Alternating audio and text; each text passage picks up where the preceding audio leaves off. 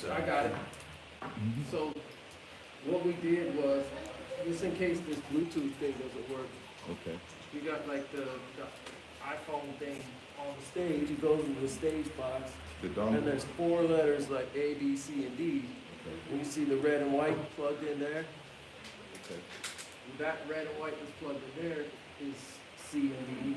And Yeah. these cables are C and D. So then we're going to put them into 17, 18. 17 and 18. And like, so C, look at it, C is going to be left, and R is going to be D. Alright? And usually, the even number is the right channel. It don't matter that much, whether the stereo signal comes in backwards or whatever. But just so you know. Now, the music playing on the stage should make noise. But it won't make noise if you turn that fader up. Why won't it? It's not on. Correct. Ooh. It ain't got no gas in it. Here we go. But yeah, that's one of the key things to remember about these digital mixers is you gotta make sure that it's actually turned on. And then if you want to edit anything in the parameters, you actually have to select the individual channel to edit. That's the 201. We might Yeah. not get to that. We'll get to it a little bit. All right. I got this baby cousin. It's a pile. It's a pile. Yeah, the pile mixer. I didn't know they even made mixers. I always thought UILE?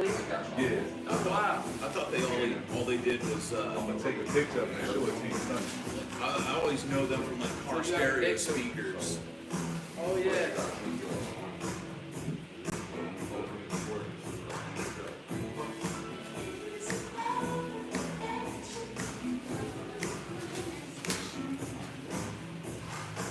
This is my new old school discovery of the week.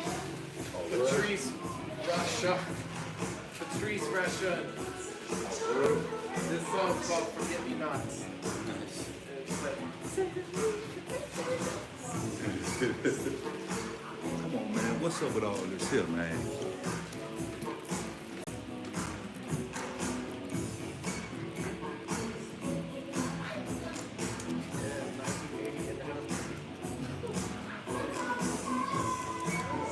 Whatever. alright, well that works. And then when you get some chance. So does this mean like it's connected or is it just It's connected to something right now. Alright, it's probably connected to my phone. No, it's connected to me. Because I was the last one connected to it, and I just walked in and it found me. Alright, so make sure that you're not connected to it and then Yeah, I'll disconnect myself here. bust out your iPhone or your phone and fire up the Bluetooth. Now that I'm disconnected from it. What's the name of it? The Saturn Pro. I'm gonna turn it off first, and then I'm gonna turn it on under long press, and then when it does the multicolored blinking fast, that means it's discoverable. So you should be able to see it. The True Saturn Pro. Yeah. Give it some sound and you should hear it. It's still, yeah, all right, you're connected to it, I can see it. Really? I know it's gonna be sound.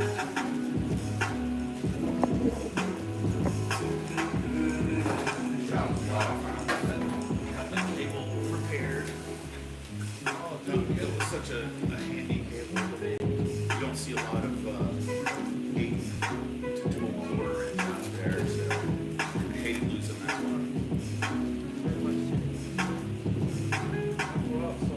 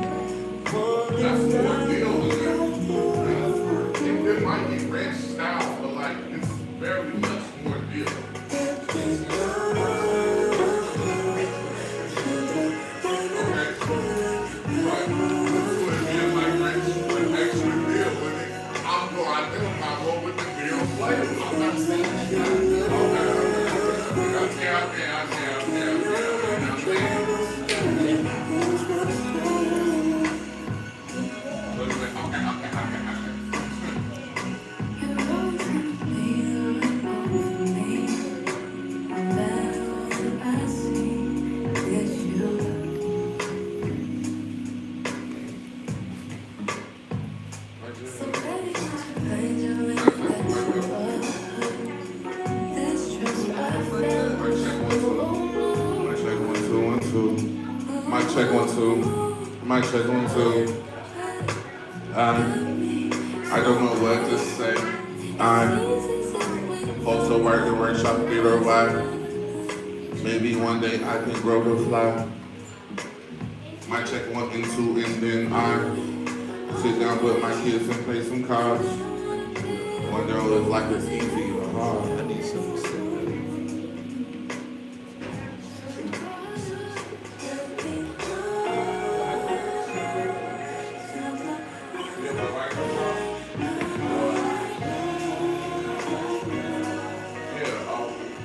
Sunglasses. Somebody see to pick up sunglasses?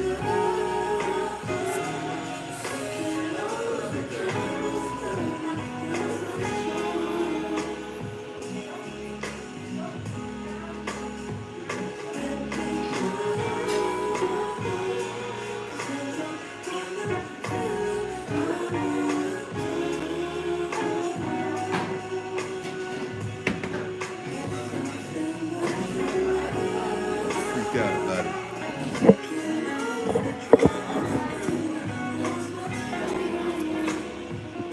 No selling or blood drinking here.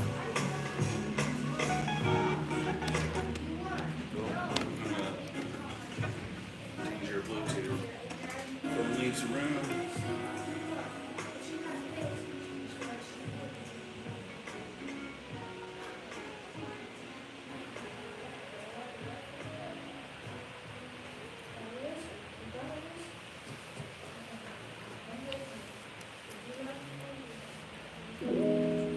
Got a niche.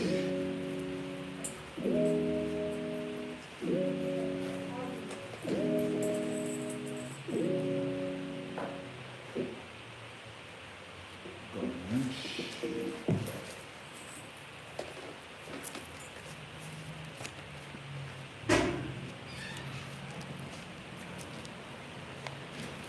I walk too far away, didn't I? Is there a Bluetooth? Yeah.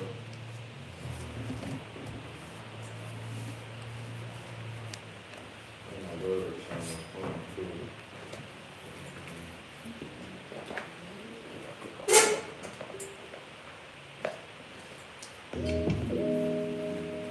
Battery's on.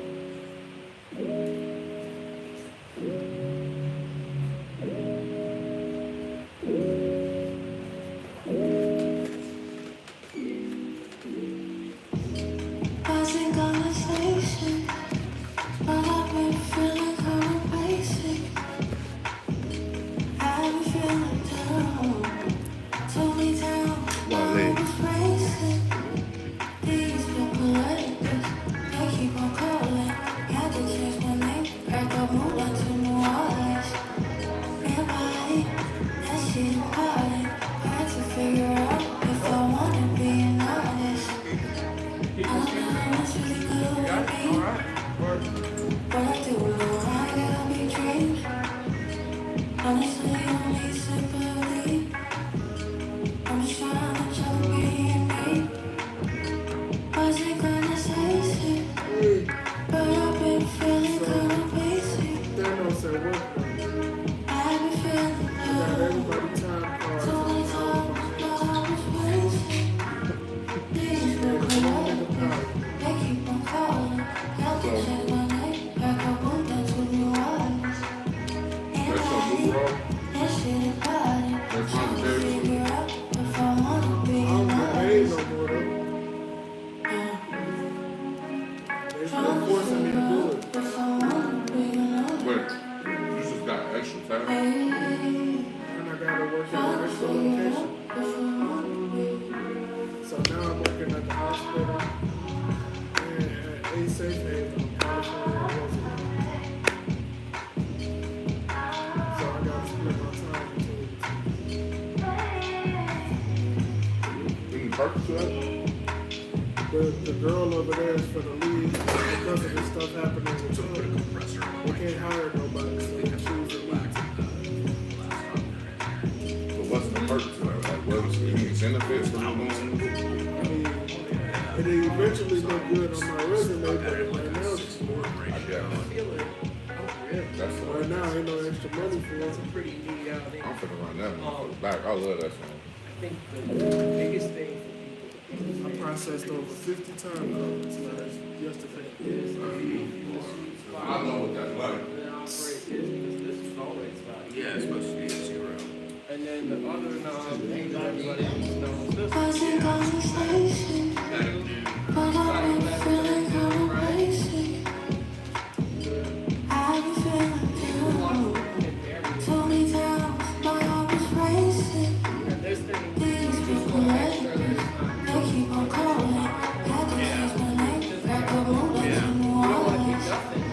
And this is hard.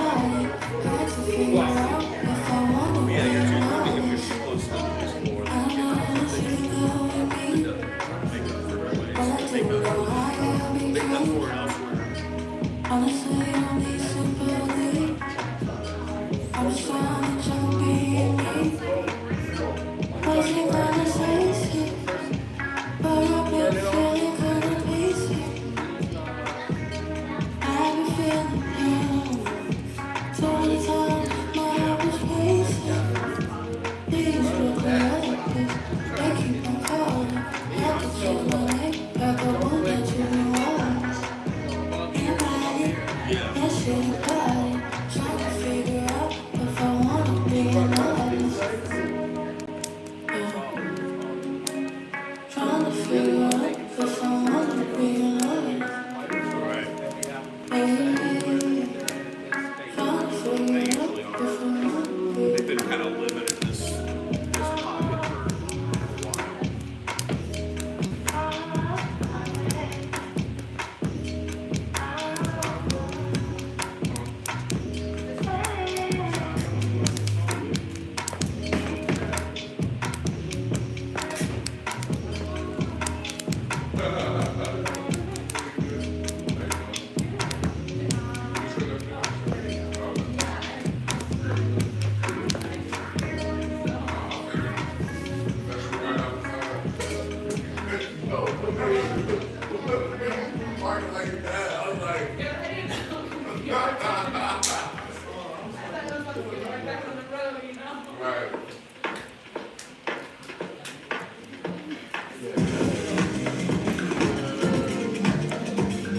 Excited for Sunday.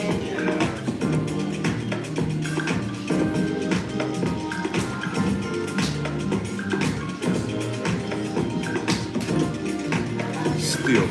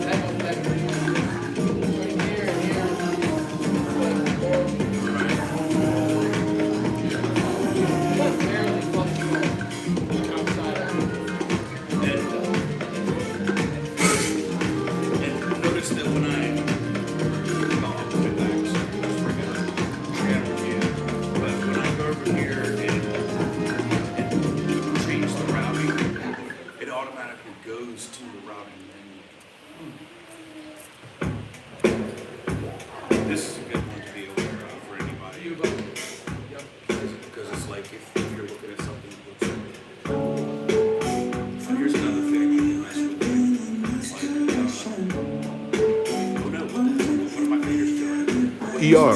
Where did you say that thing? They're reflecting what the send levels are for aux 7. And you can see here, aux 3, aux 2, aux 1. Then you go back to base, big view, and then it shows you your Yeah, these are all something. Because they're instant, like disorienting down. That's still. Yeah. But this always gives you a clue of what you're looking at. If you accidentally do this, and you're like, oh, my fingers are on the right position, and then you're looking at that. Oh, yeah. That's the one. Oh, yeah, we can plenty of. It's not like I can't see it at all. Yeah, it's got a terrible view. What's up, Daddy? I wish you could do a mod where you could like, put it in a modern No, right, like wherever the options are, get something else. Outdoor. It's funny, this stuff you can get it.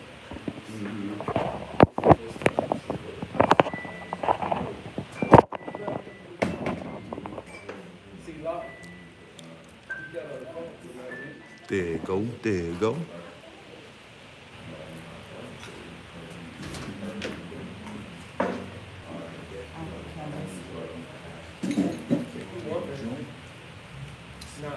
Can we feed this out? Yeah, you can plug it into that. Yeah, no, I'm trying to find out the And then just around this. No one ever really walks this way, so that's probably your best bet. Is there a cord for the? yeah, I got all of it. Oh, you do to charge. The Yeah, exactly. yeah, I won't be using the actual stand itself, so Oh, okay. yeah, that probably won't be straight. I've got the reverb and the delay back on the bottom, so anytime you wanna. Yeah, channels 1 and 2 both are both sending to reverb, and they are. That hurt when we couldn't give that dude his reverb, man. Yeah, His voice was beautiful. I know. And I'll get it set up for delay as well. Then, and then all you have to do is get back. Like right now, it's all bound. This is the return of the reverb and the delay. So you don't have to go into the menu to fuck with it. It's like, boom, here's your reverb if you want it. Boom, here's your delay if you want it.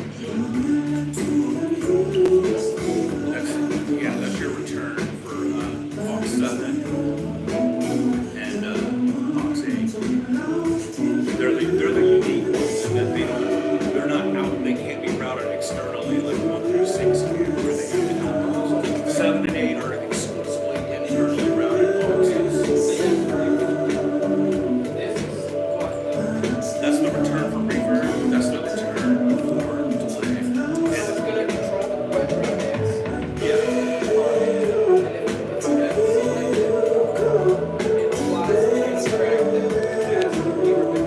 Correct. And then when you're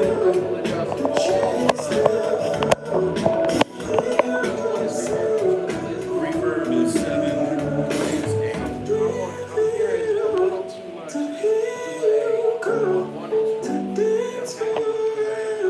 Then you'll have to do it on the end. Then you'll have to do it over here.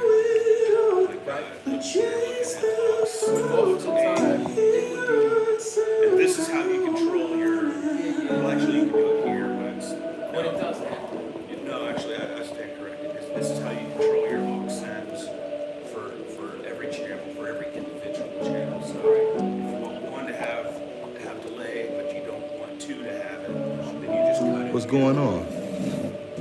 But I just kind of leave them both in a kind of a defaulty 2 o'clock position, and then just leave these down all the way until I know somebody requests it, and then you can bring it Yeah, I up. mean, he dropped that on us fast. We Ooh. had that. Yeah, that's what I was trying to. I thought it would be there, and then evidently it got reset. So reminds me. Now that we're extending the fight, the length of the fight scenes Save that, save. to make them longer and more like the longer, not for the realistic factor, but more to drive home the message. And you know, by way of doing it, it'll seem more realistic, which I thought it would have been good too, though. But and we gonna be working with the choreographer tomorrow. Yeah, I can't wait.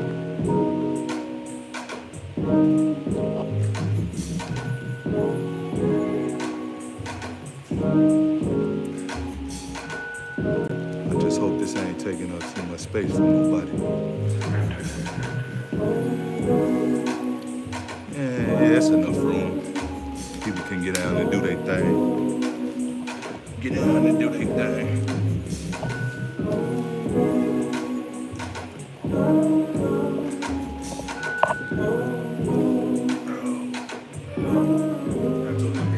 Before it was a stereo reverb, so like a half second delay out of it. Now I'm trying to turn it into a full second. So, I'm glad it works that way. yeah. That's just as much as the engine can process. So, if somebody wants a full second delay, then we want to get into it. I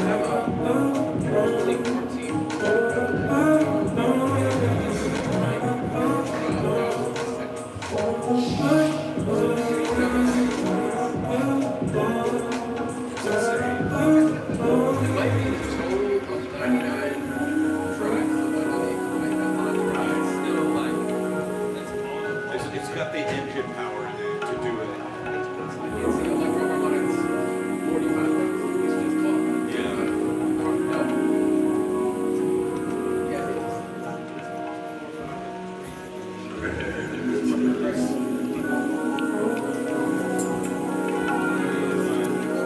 Right, man. Cheers.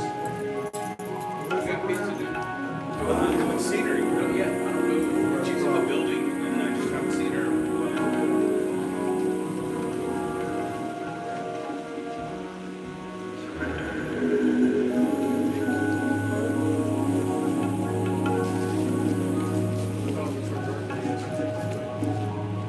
Yeah, they had like a really impromptu thing last night after rehearsal. I was gonna come up here and work on the sound pads, but then fucking Depot doesn't have the barometer that I need, so I couldn't do anything. So I just came in here, had a slice of cake, had a couple beers. It was a small crew. I mean, it was like no more than like 10 people, 8, 10.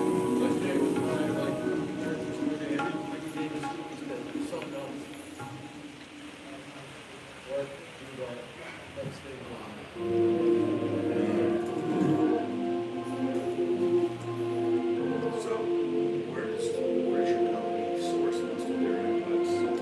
Is it all USA sourced? That's good. I was wondering if these tariffs were You getting close to getting some feature artists out the group? Yeah, we got the feature artists May,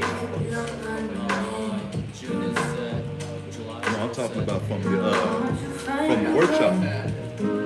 I'm saying, are you getting close to developing feature artists from the workshop? Workshop? Yeah, from the workshop. Like some of the participants, some of the students from the workshop, like get their big chance to become a featured artist. Oh yeah. No, I mean like they they all got the ideas and so they can be a feature artist if they want. Oh. Okay.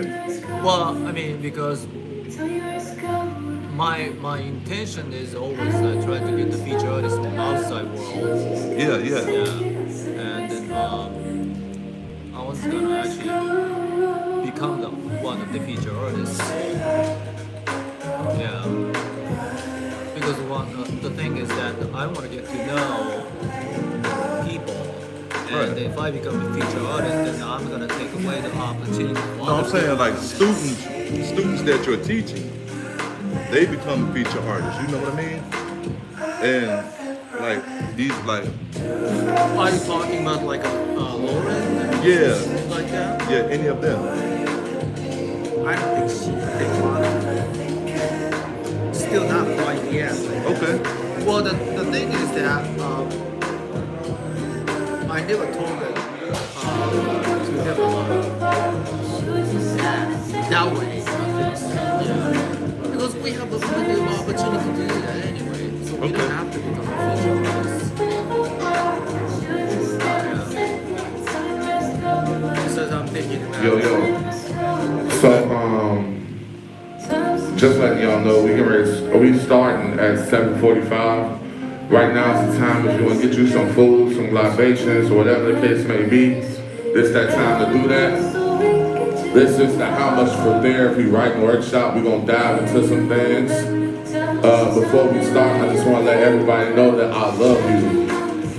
I love each and every person in this room.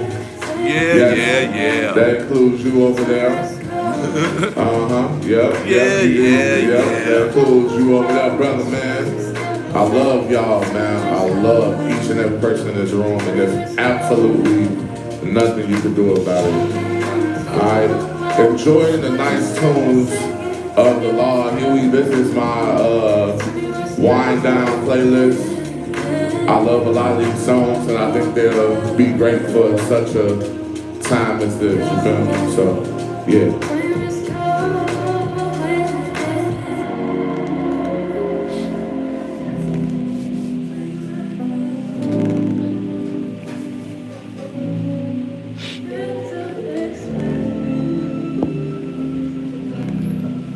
you know, we are taking the fifth Friday. ER is? No, I am. Oh, good. No, I mean like the May 30th, and I talked to her. Listen, I'm gonna do all performance. Okay, Yeah, so that's good. cool. So I'm gonna develop like I'm gonna see 3 or 4 different pieces.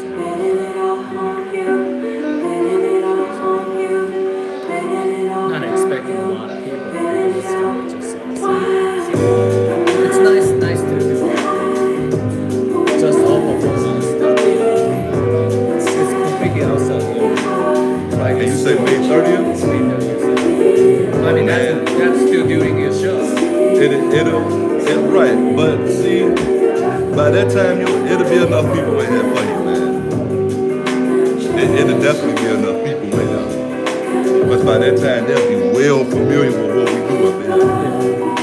So I mean, of course, I'll try to advertise it, but it's just that it's nice to do that. Yeah. It's nice kind of event, and just for ourselves. That's true.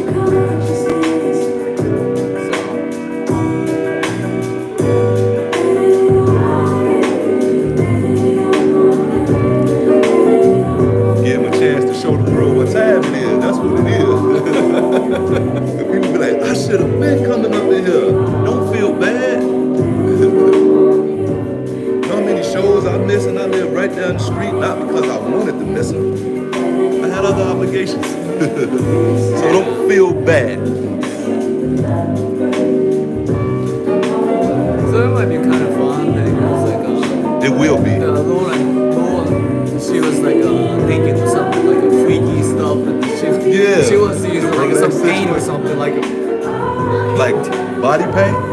I don't know what she's thinking, but she said she wants to use a paint or something for that. Yeah. As long as you don't make a massive mess and you can clean up easily afterwards. Yeah. Sure. That's the key. Do what you feel, as long as it's easy cleanup. That's right. You know what I mean?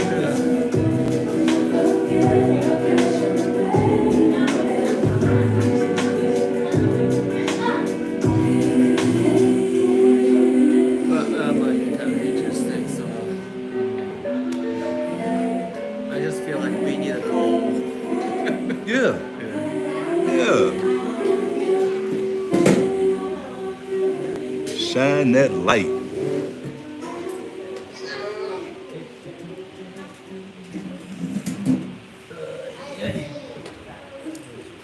mustard of this civilization.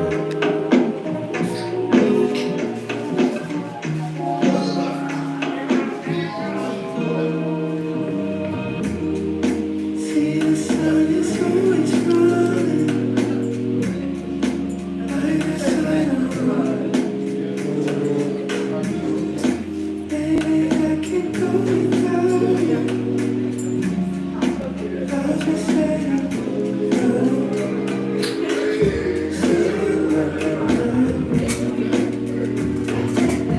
I didn't play my cards right. Shooting from the backseat. I said I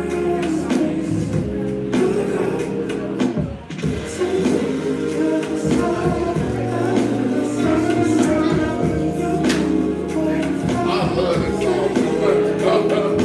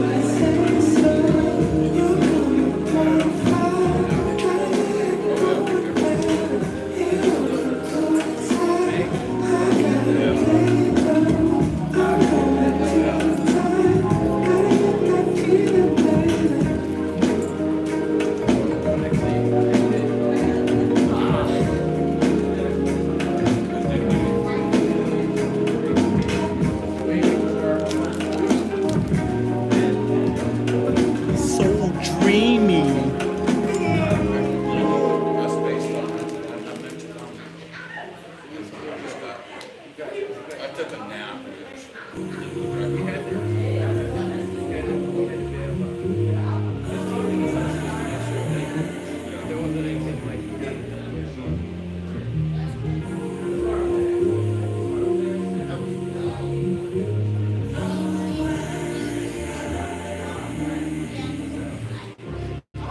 Is it worth it? Tell me, is it worth it? If I'm sure when I'm home and I see the same face, is it worth my time? My compass that's just fine on its own. So much better, just like I can't hide behind me no more. I went solo and flew high. No one said it would be easy. A crowded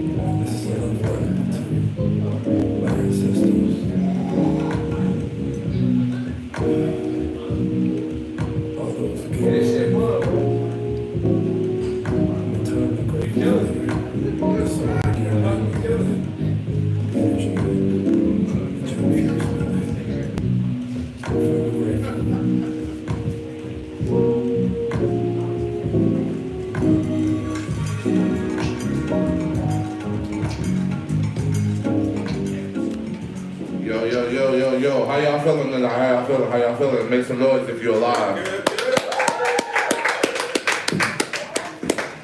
Okay, that's the last time I'm gonna use the mic for tonight, because this is very personal. This is very us. This is very family oriented. Some of you all weren't in here when I made this disclaimer, so I love every single person in this room. That hasn't changed because when people walked in, I still very much do love every single person in this room. There's absolutely nothing you can do about it, okay? Can't do nothing about it. I love you. Yeah, that's it right there.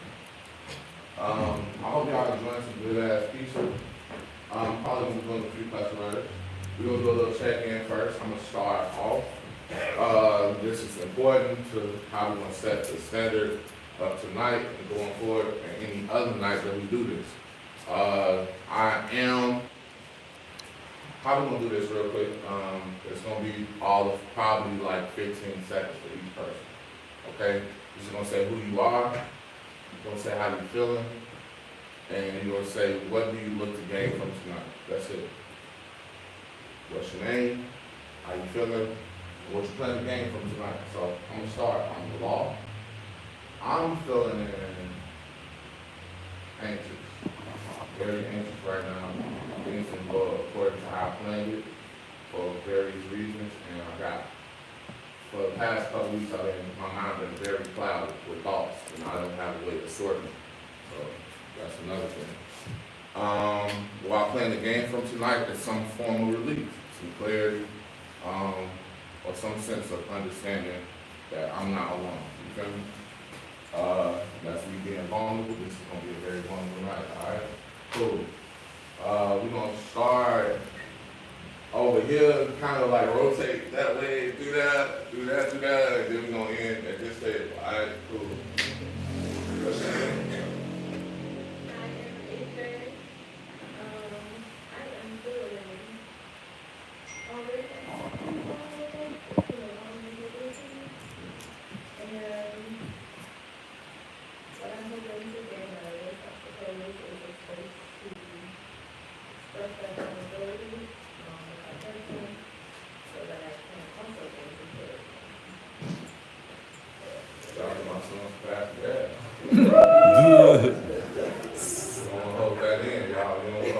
How you feeling?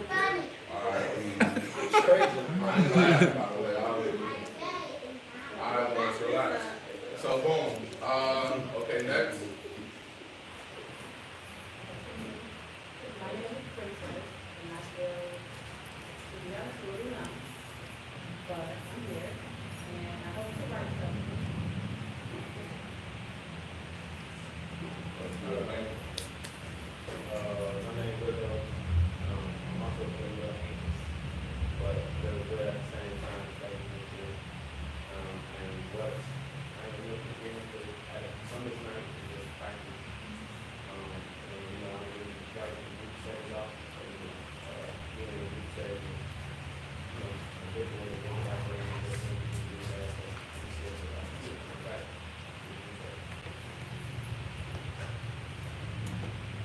I'm Jonathan. I'm doing a little bad because I can't stay for the event. But I do want to combine sport and hopefully the game goes up into the middle. For sure.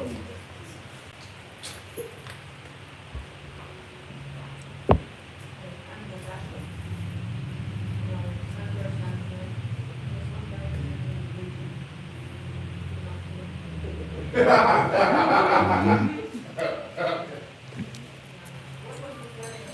How you feeling and what you plan to gain from the night?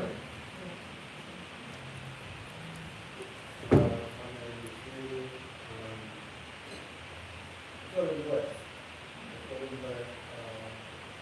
Like, the ground, I'm not going to be able to stay the whole thing. I just want to pop in and get out of the house for a second, soak up some good energy, and be back to what I'm going to do. So that's what I stand in there, just doing what I'm doing and taking it as long as I can.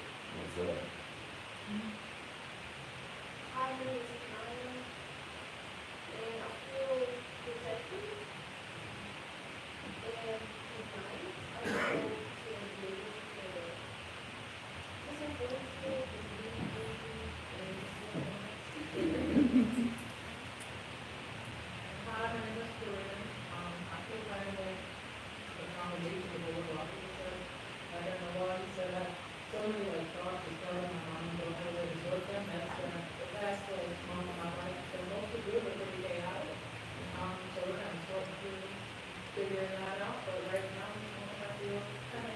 I'm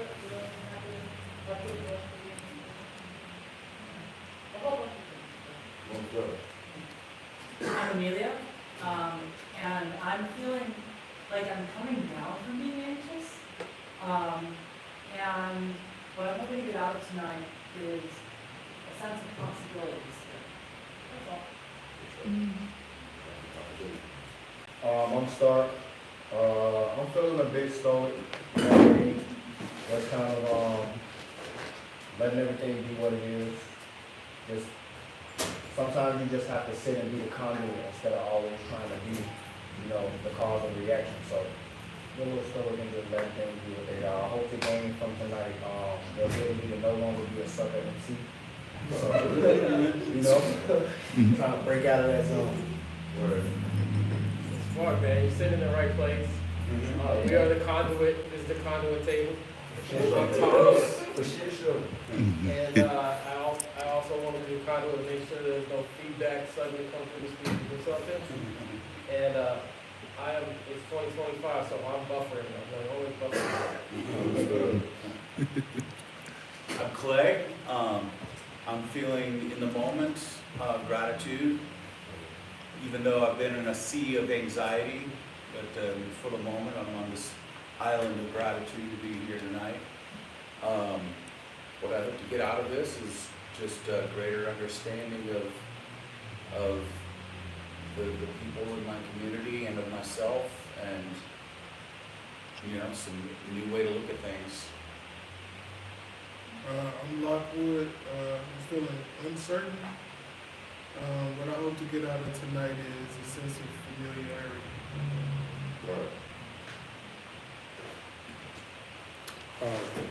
Oh, go ahead. Okay, my name is Sean. Thank you for having me. First of all. Secondly, I feel loved, and what I hope to get out of this, no real expectations. Whatever shall be, shall be. Okay. My name's Makoto. Actually, I'm one of the curators for the Friday's Work. Yeah. And then I'm feeling not particularly tonight, but I just feel real uncertain about everything. Yeah. So when I hear about what's going on outside, and it's just like I feel just worried, to be honest with you guys. Okay. Yeah, and then what I hope to get out from this, I just have to feel a sense of kind of togetherness and a sense of community, things like that.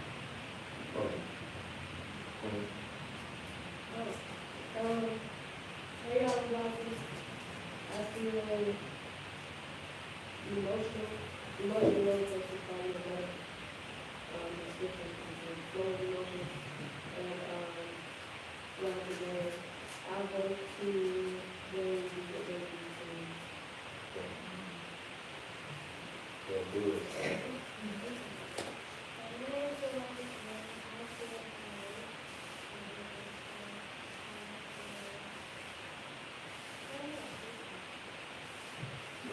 What do you want to gain from that? Food. Alright, cool, Alright, son, how do you feel?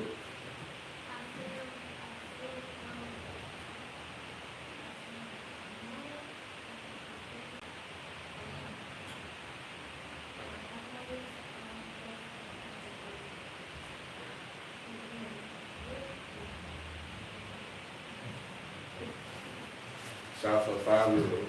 You know what I'm saying? Being able to express how they feel. Man, bro. I just wanted to say this. Anxiety for me right now in my body, as I'm feeling it, feel like my heart kind of doing this little thing, and my body can't sit still. I feel like I got a shit, but I don't. Man, Word. Man. Like, I just want tonight to really go well, and I know it will, but I'm human enough to understand that anything can happen, because what's already happened. I'm not going to express to y'all what happened, so I'm just going to give y'all the product, but God,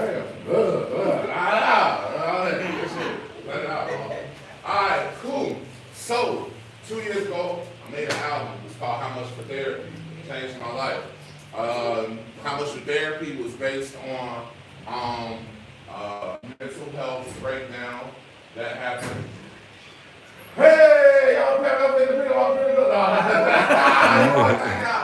But no, man, how much therapy is based on an episode that I had of a mental breakdown that caused me to attempt suicide. I felt that the attempt, I didn't go online, I didn't say anything to nobody, I just did it. It didn't happen, and now I'm here, and I wanted to go to therapy, couldn't afford to, so everything that I wanted to talk to the therapist about, I made a song about it, and each topic is a song. And now we are here, 2 years later from the release, about 7, 8 years apart from the day, well, not the day, but 7 years away from the moment where I decided, hey, I'm gone. And now God was like, nah, you did it. All right, so we're going to dive into some very vulnerable things. This is module 1, and this is called I'm Gonna Get It. Everybody say, I'm gonna get it. I'm gonna get it. All right, so this whole lesson or writing prompt, or whatever you want to call it, I'm new to this, y'all, is basically we're trying to identify our dreams, understand the barriers that stop us from actually really getting to where we want to be, every single one of them. We're going to identify all the things that we want to do and everything that's actually tangible or intangible things. And then we're going to create an actual action plan. And you know, most times we do these things, we have those small action plans, yes, I get it, but that doesn't stop us from doing it. You know what I'm saying? These things could slowly but surely get embedded into our very life. So and now we actually out here doing the work, you feel me? The intro to this is basically an activity that I call dream check-in. All right, we're gonna do what's called a dream check-in. I got paper at the table. If you need a writing utensil, there's color of them right here, color of them. I'm gonna give y'all a second to grab one, but I'm gonna continue to explain. With the dream check-in, where you at, one big dream that you have for yourself, and what inspires this dream. All right, one big dream that you have for yourself, and what inspires that dream. We all have dreams and we all have inspirations that tie together. Let's kind of dive into that. So, once again, what big dream do you have and what inspires that dream? All right, I'm gonna let y'all work on that for about a good little 2 minutes, and then I'm gonna check back in a second.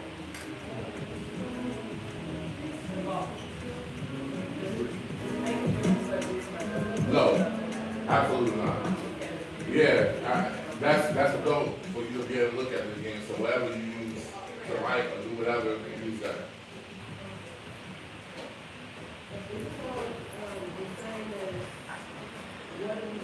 Yeah. So all that's the topic of what's like, but you don't have to. So the first thing that you want to write on your paper is what's your big dream.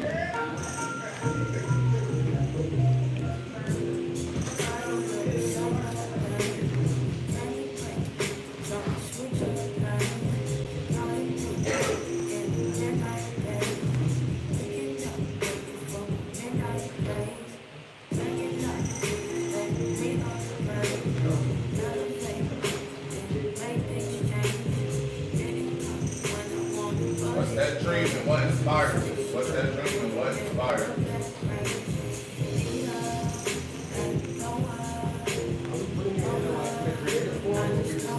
Just write it right now.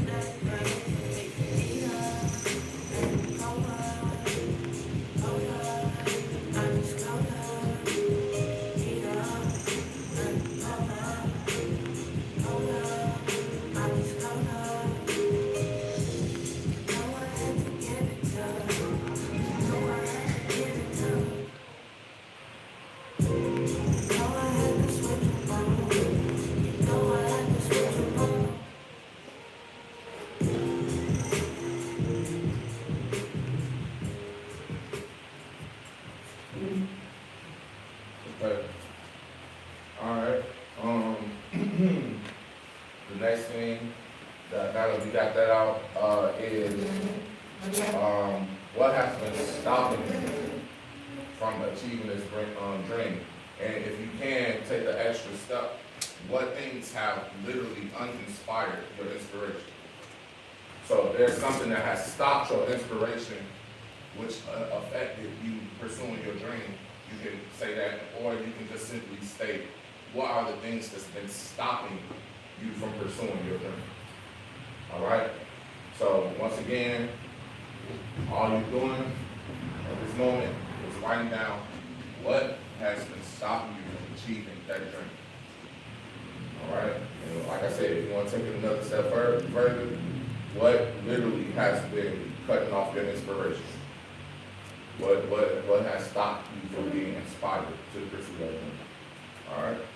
And we are another 60 to 130, no, I would say 130, 90 seconds. There you go. Because why do I think a minute is 100 seconds? I don't know. I'm anxious right now. That's what it is. I'm like, all right. That's the metric system. Yeah, like let's redefine time type shit. You know? Yeah.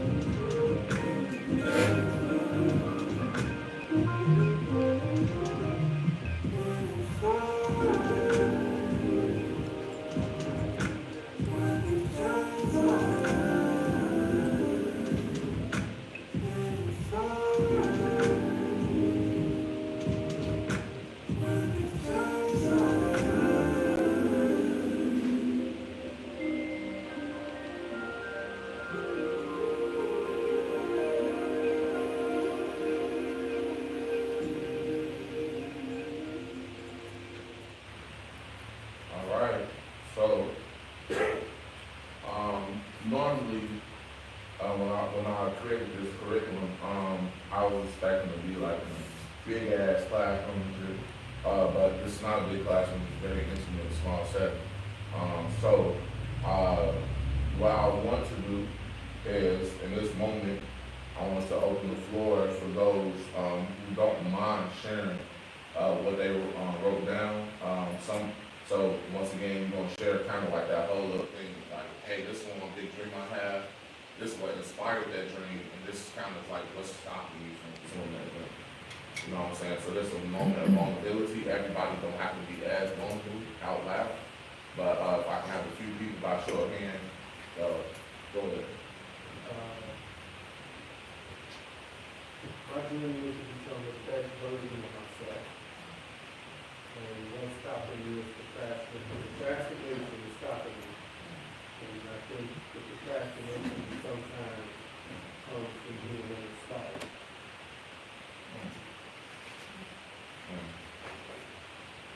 What do you think, what are some of the things that inspired you, if you don't mind me asking?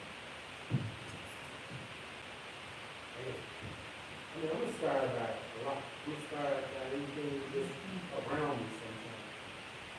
But I think also the other side of that coin is the same thing that I'm inspired by a lot. It's the same thing that I'm uninspired by. So it could be something around me that's artistic, gifted inspired on one hand, then it could be financial woes on another hand that's uninspired. You know what I mean? So this spread between just trauma or death or anything like that. You know what I mean? So this spread between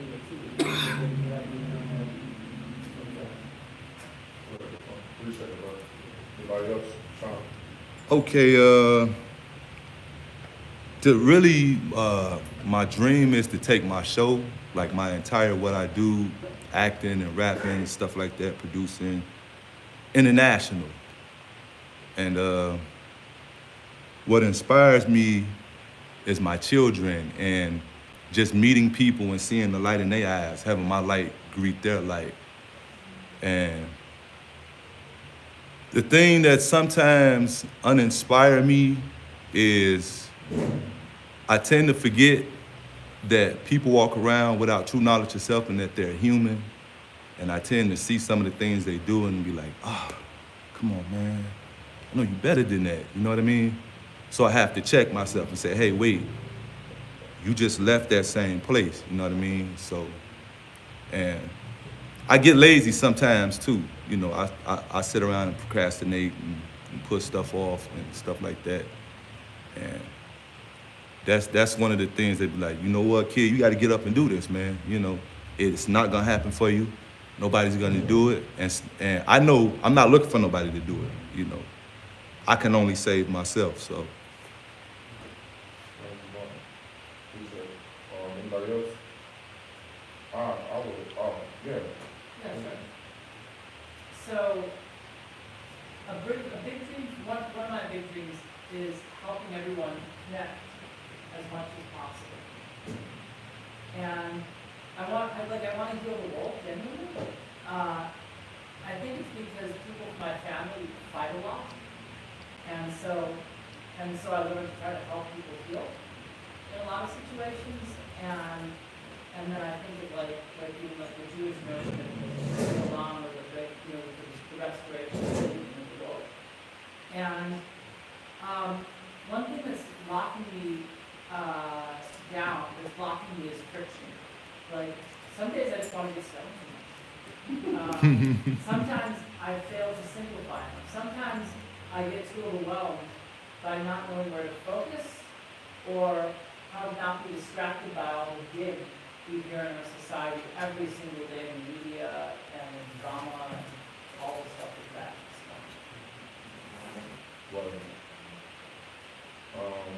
I will also share. One of my big dreams is to take this project and make it bigger. And bigger, I don't know exactly what that is because I've been afraid of it for so long.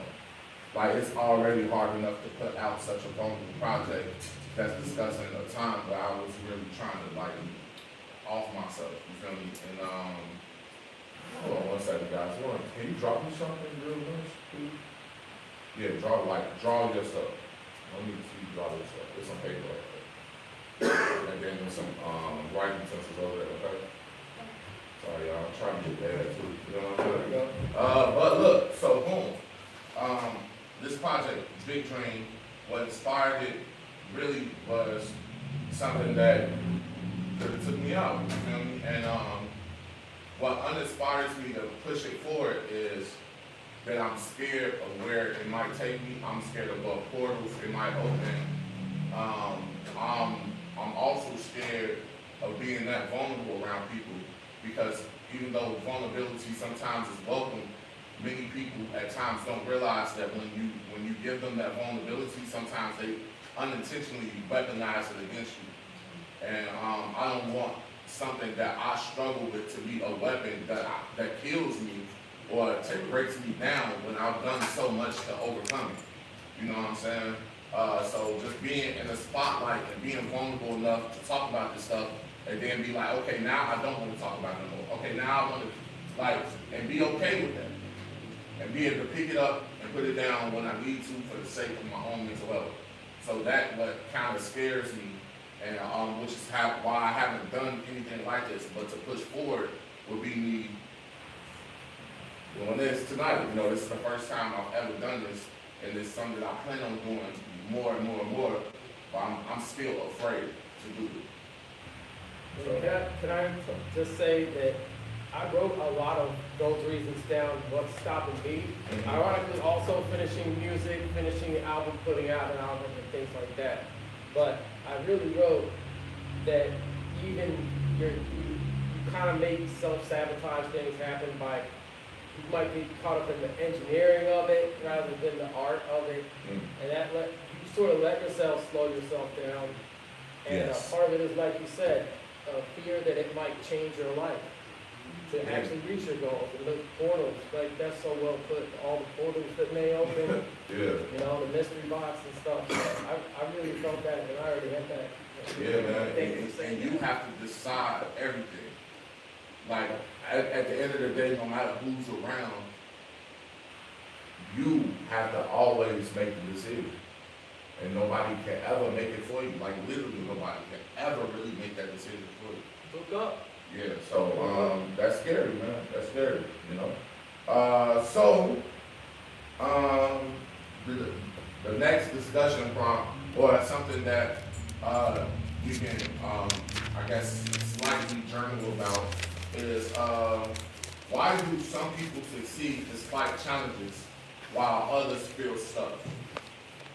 Why do some people succeed despite challenges while others feel stuck? And if you feel like you're one that's stuck, you can identify that. You can let out that emotion on your paper. You can let out whatever emotion is evoked in that moment. Once again, why do some people succeed despite challenges while others feel stuck? All right, we're gonna give y'all about a good 3 minutes on that one. And yeah.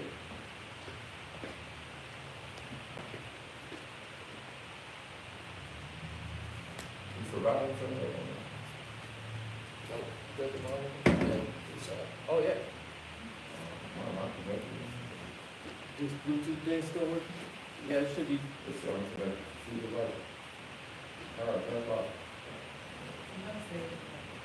You want to go to Saturn? Yeah, I'm connected to Saturn right now. You want But to it go says Saturn? I'm also connected to another iPhone. I don't understand. Get him! Who's hacking my man's phone right now? I'm definitely attacking my phone right now. I thought I heard something. Something just came through. You talking about my fault? Oh, 1 second. I just disconnected you to the connection back. If they won't work, we got the plug in the corner anyway. You good? There we go. Give it a shot. Boom.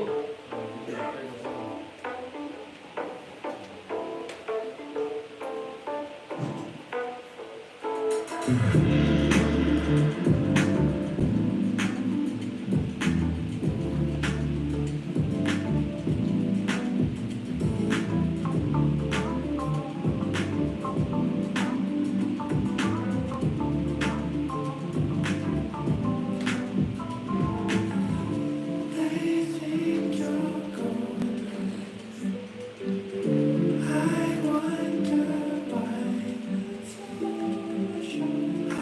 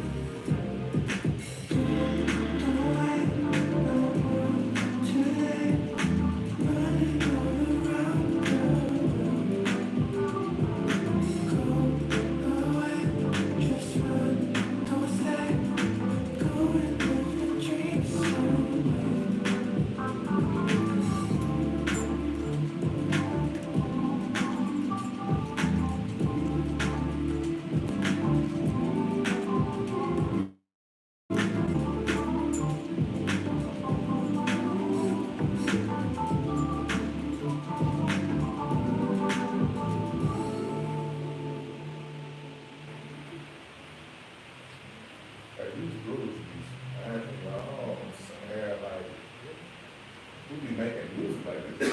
Alright, cool. So, boom.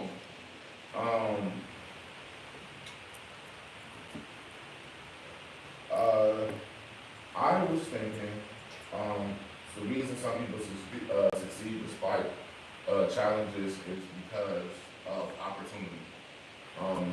Them being ready in a certain moment, and being connected to a certain thing made them springboard into a certain level of success that they, whether they were ready for or not ready for, received. And that doesn't necessarily take away from those who are stuck at the moment. They just haven't. They just haven't experienced the opportunity.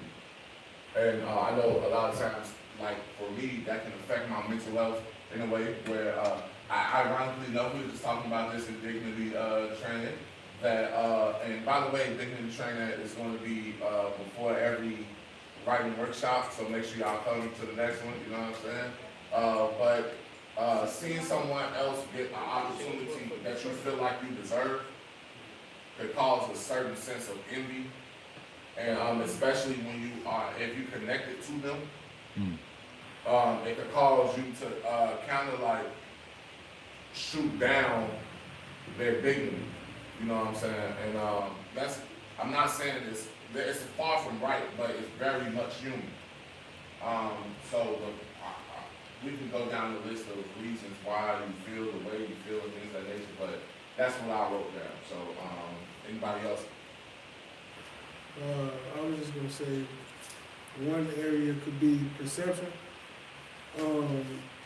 So for instance, one person can run into an obstacle and see an obstacle and be like, oh, I'm stuck.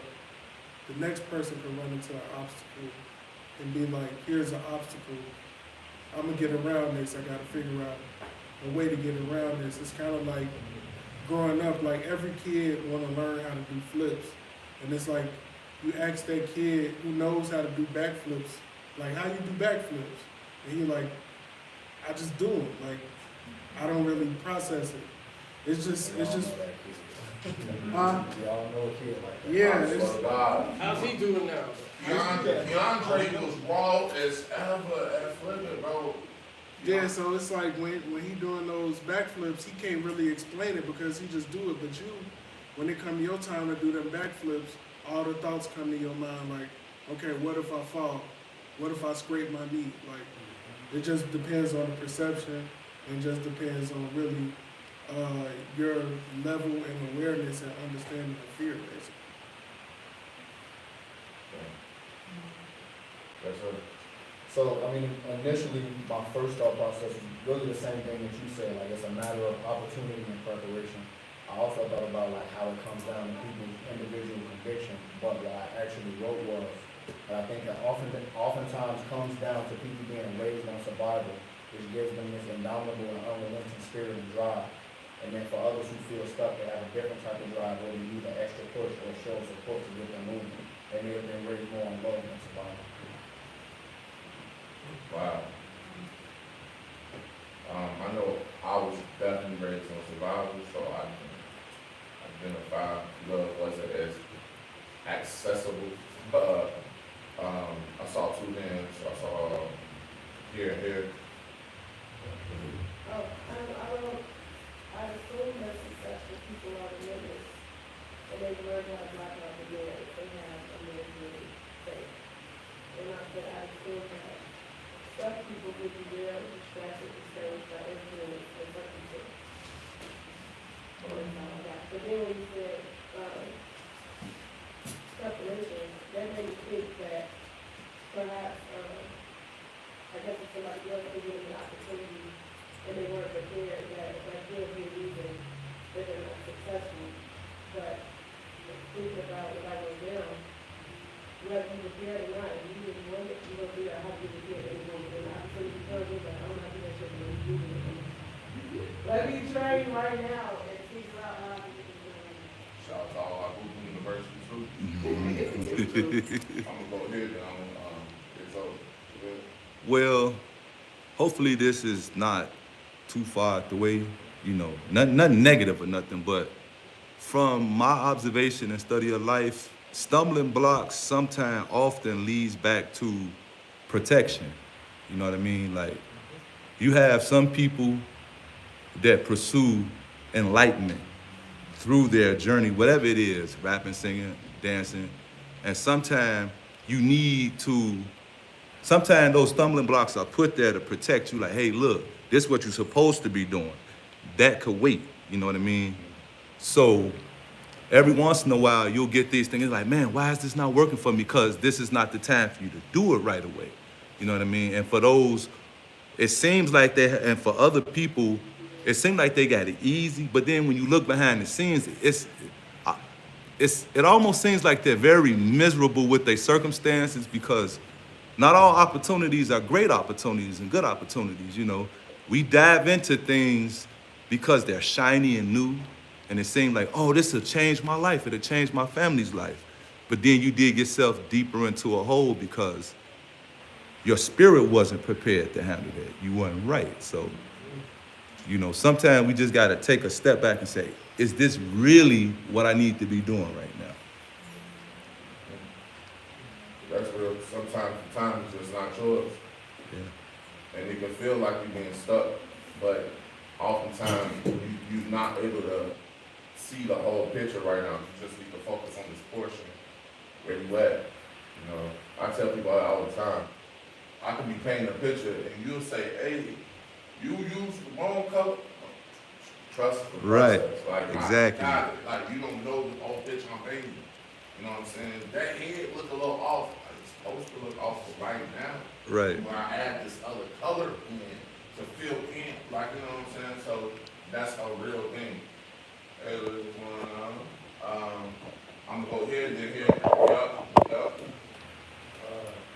feel like everything I said is accurate, but one of the things we have, we felt inside the family is like consistency, like doing things, like someone is doing it every day. And that's why, you know, I don't think the people that got on them, the ones that like, they got lucky. To me, they never got lucky. They was working, even when we didn't see them. So a lot of people, like, if you look up the people that's like, who you find successful, and you look at their history, whatever, you can see it doing what they're doing. And even when roadblocks come, some roadblocks, and some not going. And a lot of times I think people stumble, stop, and once you stop that one day, you kind of stop the process. So when opportunities do come, on their stop, like say like you work when you stop and you change. But then it's like you're not really prepared because you wasn't as successful as you were, and then one type of opportunity it was taken from you because somebody else was more prepared. You know what I mean? So you got to have consistency as a big part of it. I might come from a different angle, with this question. For me, it's like, why some people succeed and some stuff, and some angle, but I think a lot of the comfortability, the level of comfortability that's around the situation. And, you know, some people come from situations where the level of comfortability is so uncomfortable that they have no other choice but to succeed. That they have to, you know, do whatever they can to go as far away from returning back to where they came from. While the next person, situation may be a little more comfortable, but it's uncomfortable in the way that they ain't what they're used to. But it ain't detrimental, it ain't detrimental at the time, you know? So, even what you said earlier, you have these two situations sometimes. The other person can come up with a sense of jealousy and envy of that other person and not knowing what's driving this other person to succeed. You know, I always use the analogy of like, you know, the job situation, the employment situation. And you have people at their job every day and come every day and complain and show up every day, but they complain about it. But the first day they got hired, they were told they came with a totally different energy. You know, because their situations and circumstances calls for them to be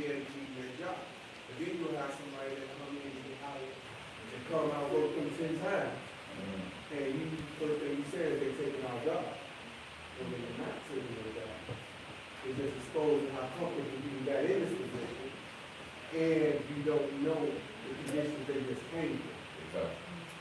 So that's what separates those who, succeed and some of those that just stay stuck. Because those ones that stuck haven't accepted after reason why you stuck. You brought it the problem.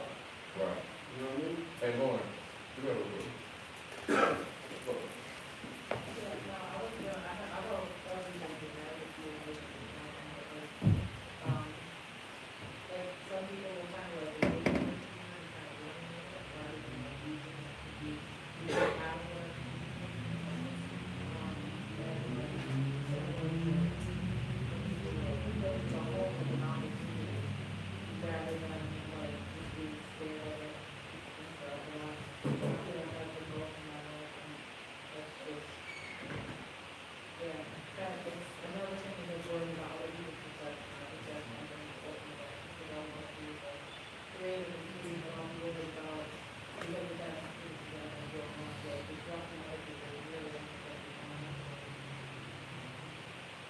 While all of this is going on, I don't know if anybody else is identifying with this feeling of hearing people say these different things from different standpoints, and you have to battle within yourself if you're gonna feel attacked or not.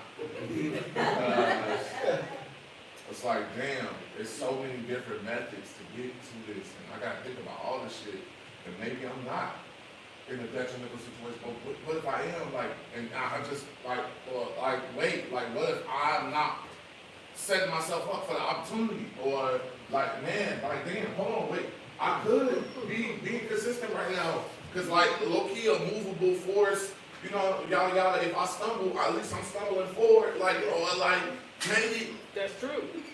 All of this, look man, I don't have all the answers.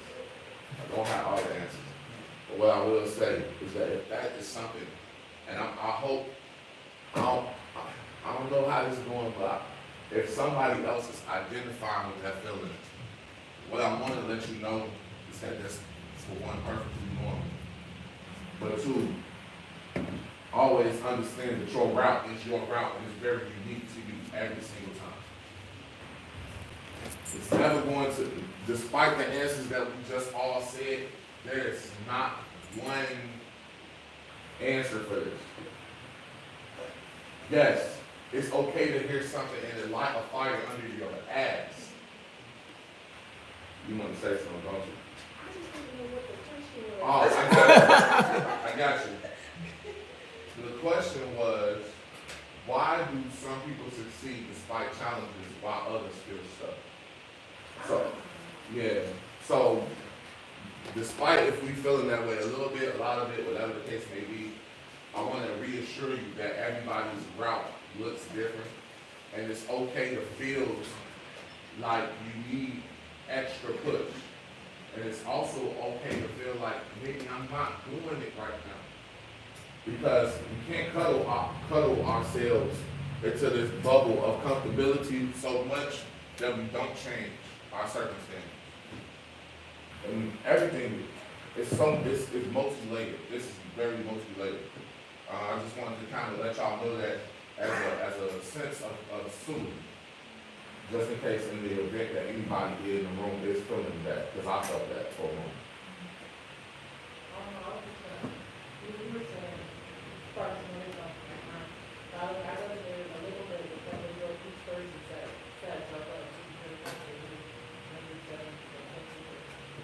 That's right. Thank you. Yeah, this is, I pray that, this is the start of something. I want to just take it to the next level and help free somebody from something that I couldn't necessarily free myself from at that moment. You know what I'm saying? So our next activity right now is the exploration part. All right. Shout out to you for coming in. Some of the things I want to just quickly update you. Right now, this module is called I'm Gonna Get It. And we are just helping to identify dreams and barriers, basically things that we aspire to do and what's blocking us from that, right? All right, so now we're going to play the song I'm Gonna Get It by the Law of Huey. That's so head ass for me to say right now, right? But yeah, I made a song, y'all. I made an album. This is the first song on the album. What's the thing called? This is the exploration part, so we gonna kind of dive into. It's mostly sheet of paper on the table. I'm gonna let y'all know what to do with the next sheet. I'm gonna try to take this home with y'all and stuff and look at it and all that. But this song is called "I'm Gonna Get It." So, here we go. Oh my God, Bluetooth again. All right, come on. What the hell? I love my people. Alright, here we go. Boom.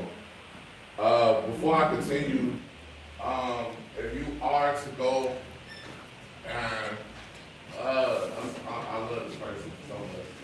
If you are to go to the album on any streaming platform and see that really cool ass picture on my album cover, the person who shot that is in the room right now. Shout out to our Peak Gang, aka Melanin Blossom, who is sitting right there.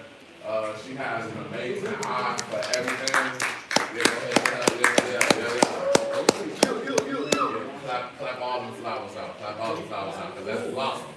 She gonna make them blossom. You know what I'm saying? So, yeah. Alright. You funny as hell. You funny. Alright, so this is I'm Gonna Get It. Yeah. Did it do that again? What's up? I see something showing up right here. No, it's not. Nah, it didn't. It's not about There it is. Yeah. Alright, here we go. That's because it's split between two different ones. God first. So loud.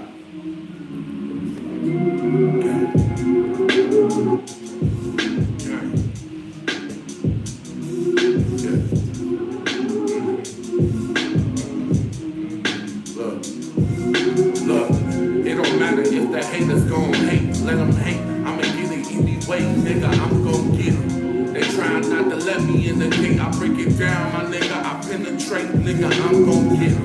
I wake up every day and go hard on my soul, I'ma get it from my daughter, nigga, I'm gon' get it. Yeah, nigga, I'm gon' get it. Look. Hustle rap, yeah, hustle rap. Gotta hustle that. Can't stop until I earn the profit, then go double that. But I can't forget the fam, the only ones who have my back. So I double back, make more hits than the money coming back to my household. Tell my mama to count those stacks. She's got to deliver right to her front door. Right now that's a dream that I had while I was working up the seams of my jeans. Out here trying to get it by any means. So what you mean, nigga? I be happy. I be damned if they ever catch me out here lacking. See, I ain't going back to pole, ain't no backtracking. Before I do that, load the dope up in my backpacking. Sell that shit, hit the strip, make a couple bands. But I'm trying to get it clean without no dirty hands. My homie told me, ain't no money in this music shit. Fuck that, when we drop the track, we gon' hit a lick. Nigga, we gon' hit a lick, cause it don't matter if the haters gon' hate. Let them hate, I'ma get it anyway, nigga, I'm gon' get it. They try not to let me in the gate, I break it down, my nigga, I penetrate, nigga, I'm gon' get it. I wake up every day and go hard on my soul, I'ma get it from a thought, nigga, I'm gon' get it. Yeah, I'm gon' get it. Sure. Right. There's so much in there, man. I'm gonna repeat it. Yeah, let's bring it back. Yeah, because I was tired. That's in the thing play it back, points up, like piece of paper that's not on it, that's on it. But yeah, once again, I'm gonna replay. Man, what up, bro? You made me so happy, brother. How you doing, man? Yes, sir. Alright, this is I'm Gonna Get It once again. God first. So loud.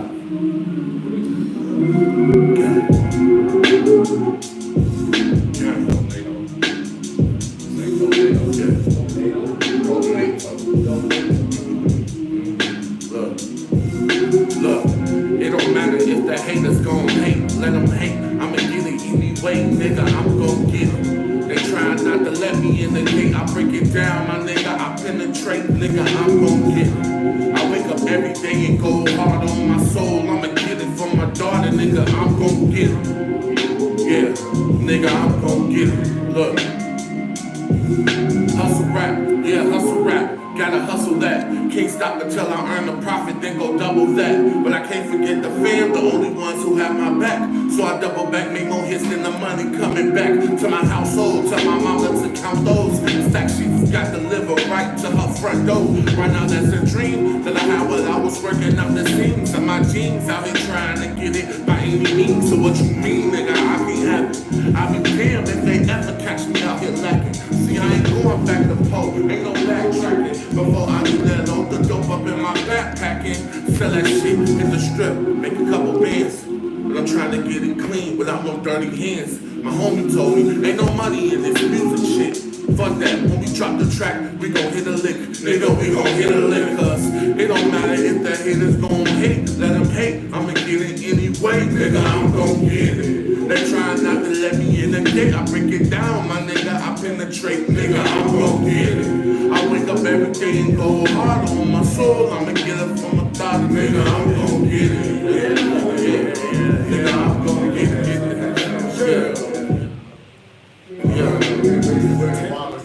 Alright, cool. So that's I'm gonna get it. That's the first. It's a feature verse on there, but that's the first track of How Much Better. This is what this whole module is based upon. Real quick breakdown of that. Real quick 2-minute breakdown. In the song, the first chorus is just me. It's one voice. And then if you pay attention, when it comes back in, what's going on, brother?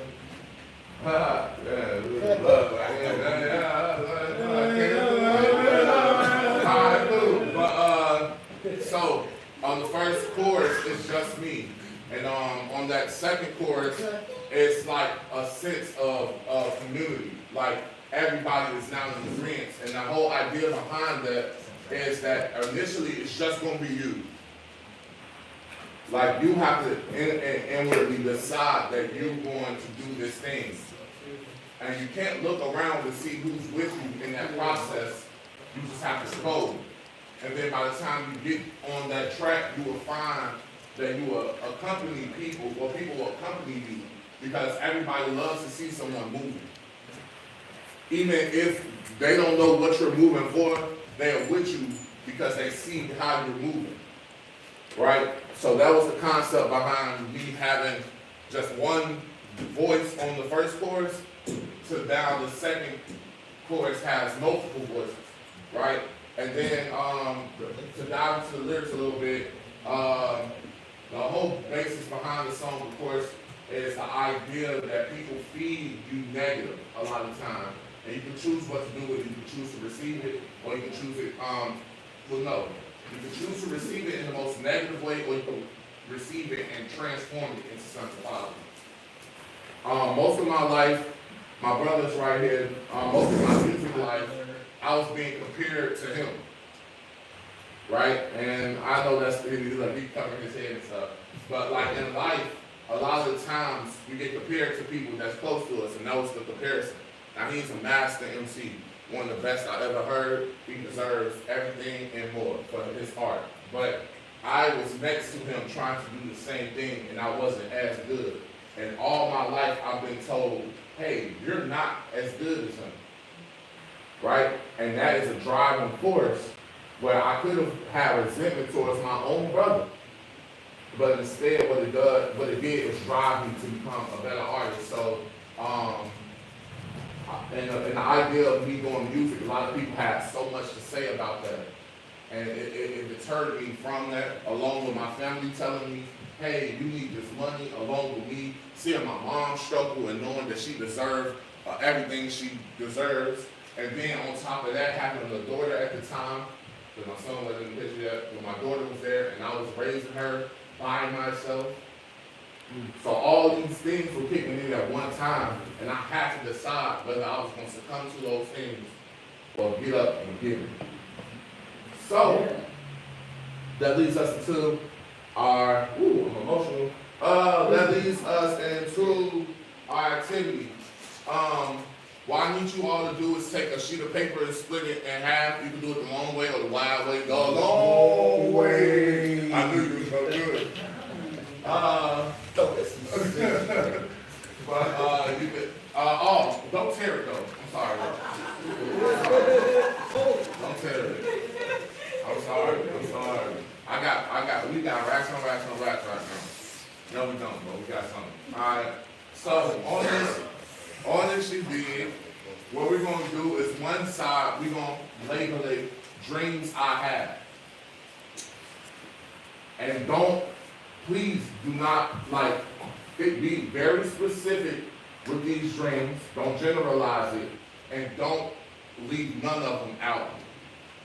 Like whatever dream that is that you currently have, list them. All right, that's the first part. So we're gonna do that for about 2 minutes. It don't matter which side. It don't really matter. Just choose one side, label it dreams I have, do a little line, and then list all the dreams you have. You number it, bullet point it. You can stab yourself with a thumbtack and blood point it. I don't know, but whatever you want to do, you know what I'm saying? Hey yo, that just reminded me when my teacher, I used to tell her, like, I don't have a pencil. She like, write with your blood. Like, hey, I came up with CPS. You know what I'm saying? Shout out to Miss Baker. Alright, cool. I'm gonna go ahead and play that in the background while we writing and stuff. And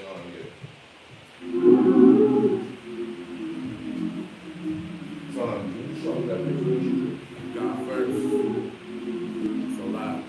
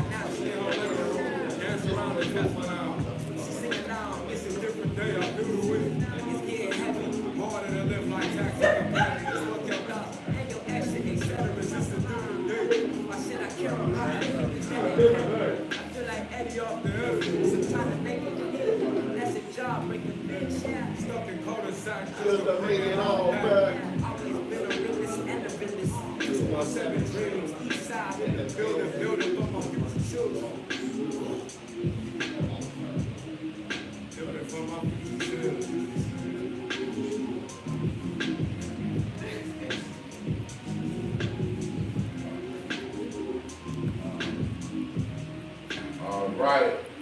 You got all those dreams out? No? Raise your hand if you need just another 60 seconds. All right, ER. Alright, cool. Be on another regular 6 to 7. I'm let the track this play. I don't care.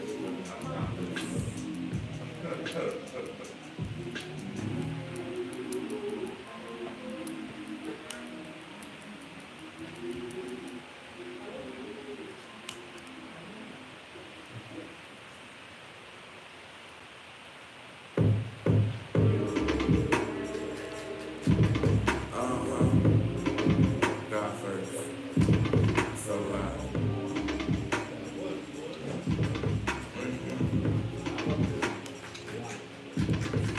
I'ma need a therapist, a counselor, a psychiatrist, really all that shit. I'ma need a therapist, a counselor, a psychiatrist, really all that shit. I got my good days, I got bad, but it seems my bad outweighs my good. I know it's like that 'cause I'm good. And I come from out there. I got like 10 dead friends. They all died way too soon. I saw them sprouting up. They got cut before they even blown. It's crazy you can't be strong. By the age of 22. I'm like 24. What that mean I come to soon. And I heard someone say yeah. I just, so basically, I started writing in small caps. Alright, alright, cool. Now, what we gonna do on the other, not like, I should have said this, but when you fold it, you was only supposed to write on one side, right? And not look at the other side. But like, now that you unfold it, what you're gonna do is, at the top of that other side, you're gonna write barriers I face. And then you're going to you have to identify the barrier. And if there is none for the dream, let's just say one of the dreams you have, you're actually living out, put like $ check mark, money back, all the emojis or some shit like that. But like, yeah. But if once you unfold that side, on the other side, right, barriers I have, and then identify the barriers that's stopping the actual dreams. Those vivid, detailed dreams that you have.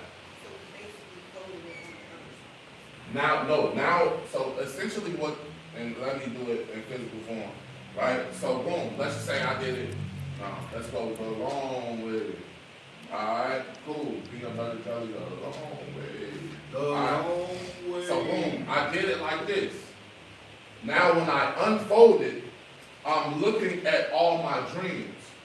And then now I'm identifying, while looking at the dreams, identifying the barriers. Yeah, man, I used to teach a little bit, something like that, I don't know. You know what I'm saying? So what you titled barriers? Barriers I face. So the first one was dreams I have, and now it's barriers I face. Alright? Cool. I'm gonna go ahead and let this ride out, and then we're gonna go ahead and identify them barriers. I pray to God on a Sunday that I get to see a Monday. They call you a joke, it's not okay. The shows get cracked, not funny. Damn, I'ma need a bad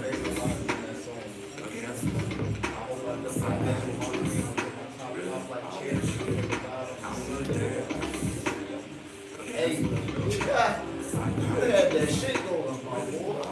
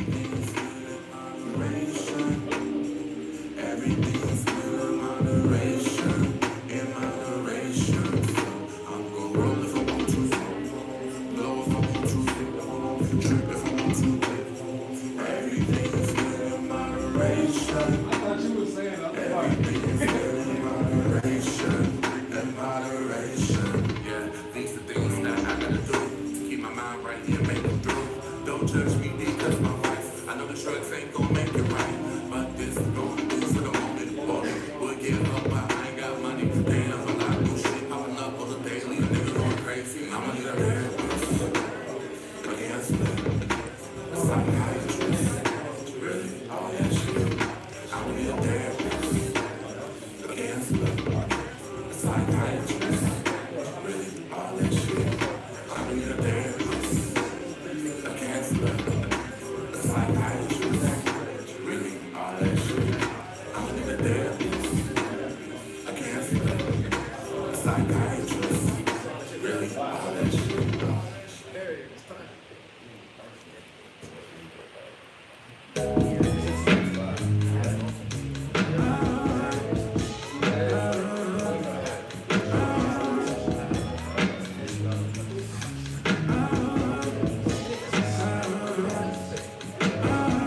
I really wish that I could sing, yeah. I really wish that I could sing. I really wish that I could sing, yeah. I really wish that I could sing. If I could sing, my girl could bump my music mode. She into R&B, I do hip hop and soul. I got her as a fan, but not my number one. All because I can't sing and hit runs the sun. I'm trying to act like that shit don't bother me. That's her preference, ain't nothing wrong with me. My shit be bumping still, I give a her. All right, yeah. No, I got you. Let the teacher teach, you know what I'm saying? All right, does anybody need extra time for the barrier side? Did anybody need extra time for that? All right, we got 1, 2, 3. All right, 4. So cool. I'm gonna go. Thank you, son. Yeah. All right. Give my son a little extra time too. All right, boom. So we're gonna go ahead and do this for another minute and a half. Cool. All right. Here I go, feeling down, cause I want my girl to bump my music mode. So insecure but no Easter egg, but it's cool, I'll be okay. She be there for me, she my therapy, that's my A1, let me beg. I rap about it just to let it out, and hopefully I can feel better. She hear this track like a wild out. I know better, but it's something about this banger that just make it feel so great. Plus I know that one of my rapper homies probably could go relate. So I really wish that I could sing, yeah. I really wish that I could sing. I really wish that I could sing, yeah. I really wish that I could sing. I really wish that I could sing, yeah. I really wish that I could sing. I really wish that I could sing, yeah. I really wish that I could sing.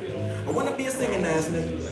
One of them, you ain't never heard me sing with, fuck me, mean ass nigga. When George Dash G singing all of my names with the old Kenny G ass nigga. Someday I'ma be that nigga. I took my bed to the jockeys concert and if you think I can be out with it. Safe to say that my 16s ain't sweeter than candy rain to you, but I found that. You ain't gotta be love line to rap shit as long as you will find me back in this school. Said I could sing, baby, I'm no fool, but keep gassing me up, you know I got drive. You said that like I could hold that tune while I'm walking around with the great single line, but I ain't got it's okay, girl. I'm out for the night. So I'm about to chill, catch a vibe for the night. Sit on the back of the caddy, do a dive for the night. Slide if you like, ride if you like. Forget all of your problems out of mind. Out of sight, might sound a little strong just to have a little fun. But I'm back to step one like a brand new night. Cause I might sound like bullshit, but when it comes to rap, it's with a full voice. And my skin like, holy shit, but when I sing, I'm like, cool. I'm doing this. I never really had time for your 2 cents. So thank you for your thoughts and everything on stage. Listen to the bag, got me sitting in the next one. Okay, quiet. I really wish that I could sing. I really wish that I could sing. I really wish that I could sing. All the things that I wish I could do. I really wish that I could sing. I really wish that I could sing. I really wish that I could sing. I really wish that I could sing. I really wish that I could sing.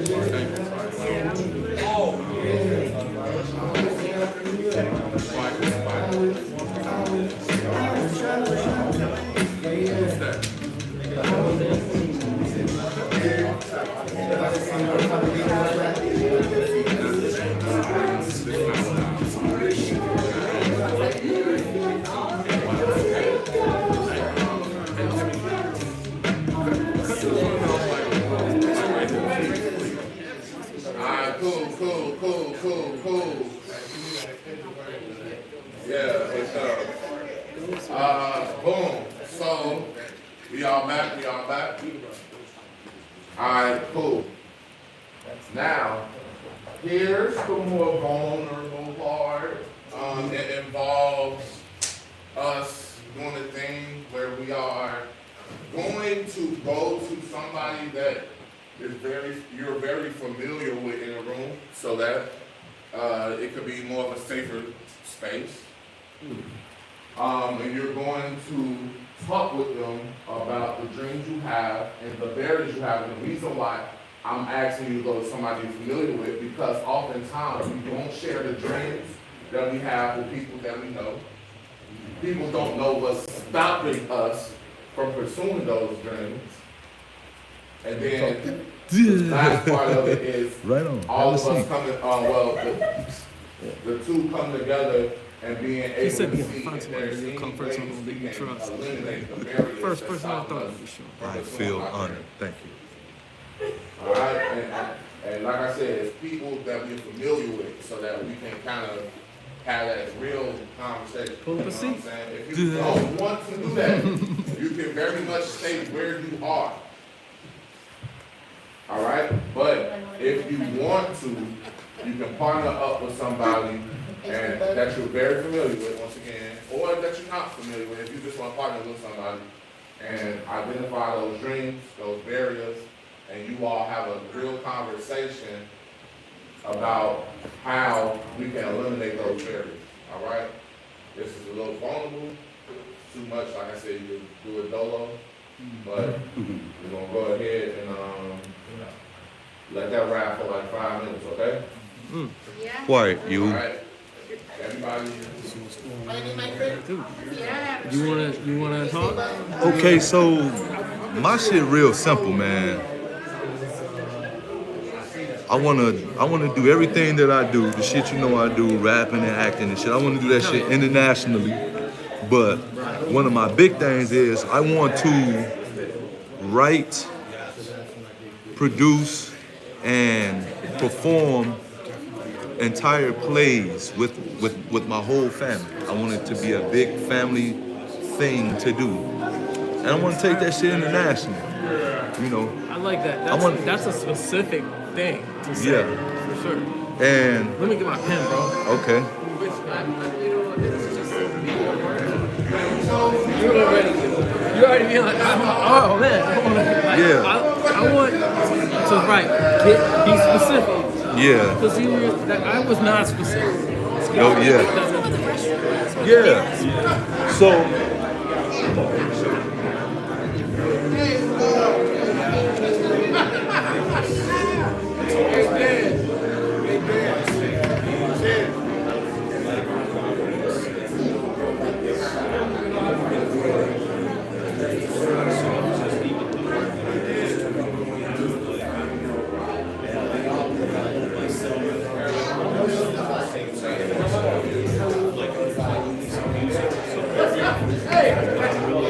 So you were saying you were gonna play with your whole family, perform with your entire family. Yeah. So I want to do stage plays with my entire family, and I want to turn some of my rap music. I want to redesign some of my rap music into actual operas that we act out, because I created a genre. And then, so the funny part about me creating a genre called hip opera, where it combines hip hop music, opera, and jazz. You know, all styles of jazz, right? So, my father writes operas and is a professional opera conductor. Oh. If I could ever, I will try to virtually introduce you guys, man. And okay. He just turned 80. And he knows he's sharp as shit and sends me like, this note is this color, and this note is this color. See, that's what I'm talking about. It might even align with your chakras, who knows? It all does. Everything goes back to that, because that's where all of that comes from. I think all creativity comes from that.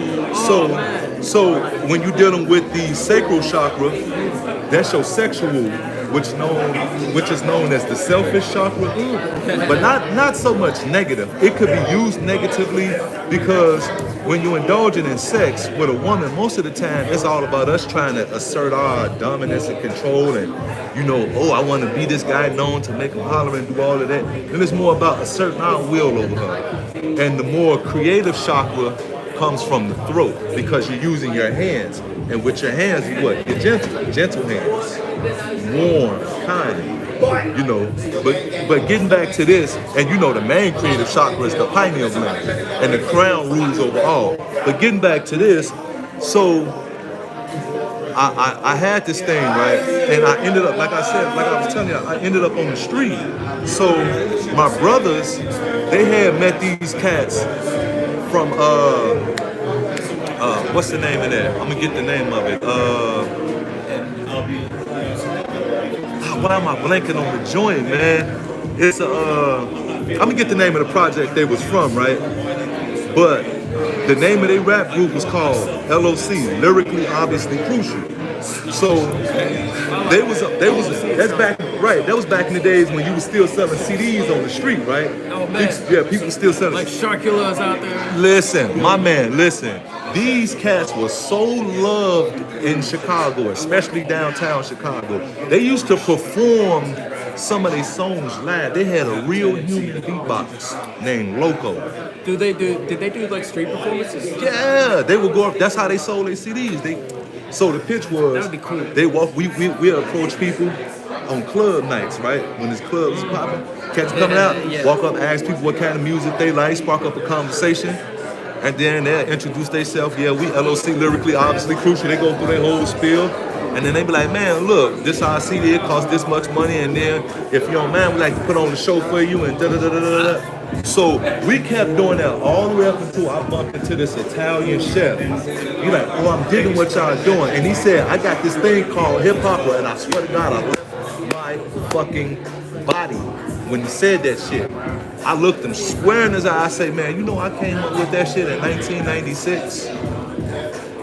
And he like, cool. An Italian guy. Yeah, and he started rhyming and just going off on me like, brrr, he was giving me his shit, and I'm like, please, if I don't listen, you got then it just became out, please, one of us got to break out first. I'm not mad about it. You know what I'm saying? Great minds, we was on the same wavelength. Right. You know what I'm saying? Obviously, at the time, I was younger than this guy.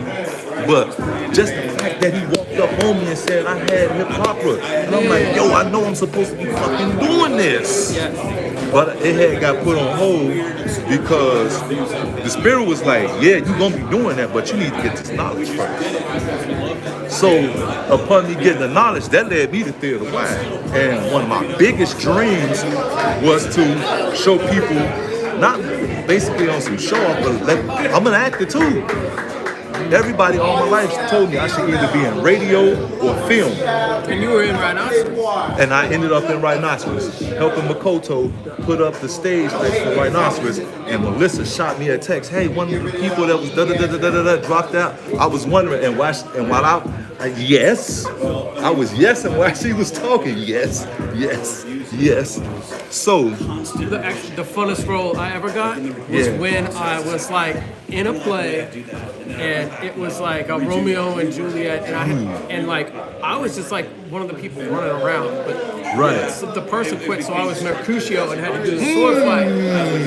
The only reason why I got that shit Give me was some, because I was man. paying attention and enjoying my pay attention is what I put for health. But like health, pay attention. Right. But bro, like it was like what you're talking about there is you managed to execute the key to success, which is readiness, timing, and opportunity. And because your ass was ready, that little miracle where she texted you, you know what? She saw it in you too. Right. And now I'm in the end of reality.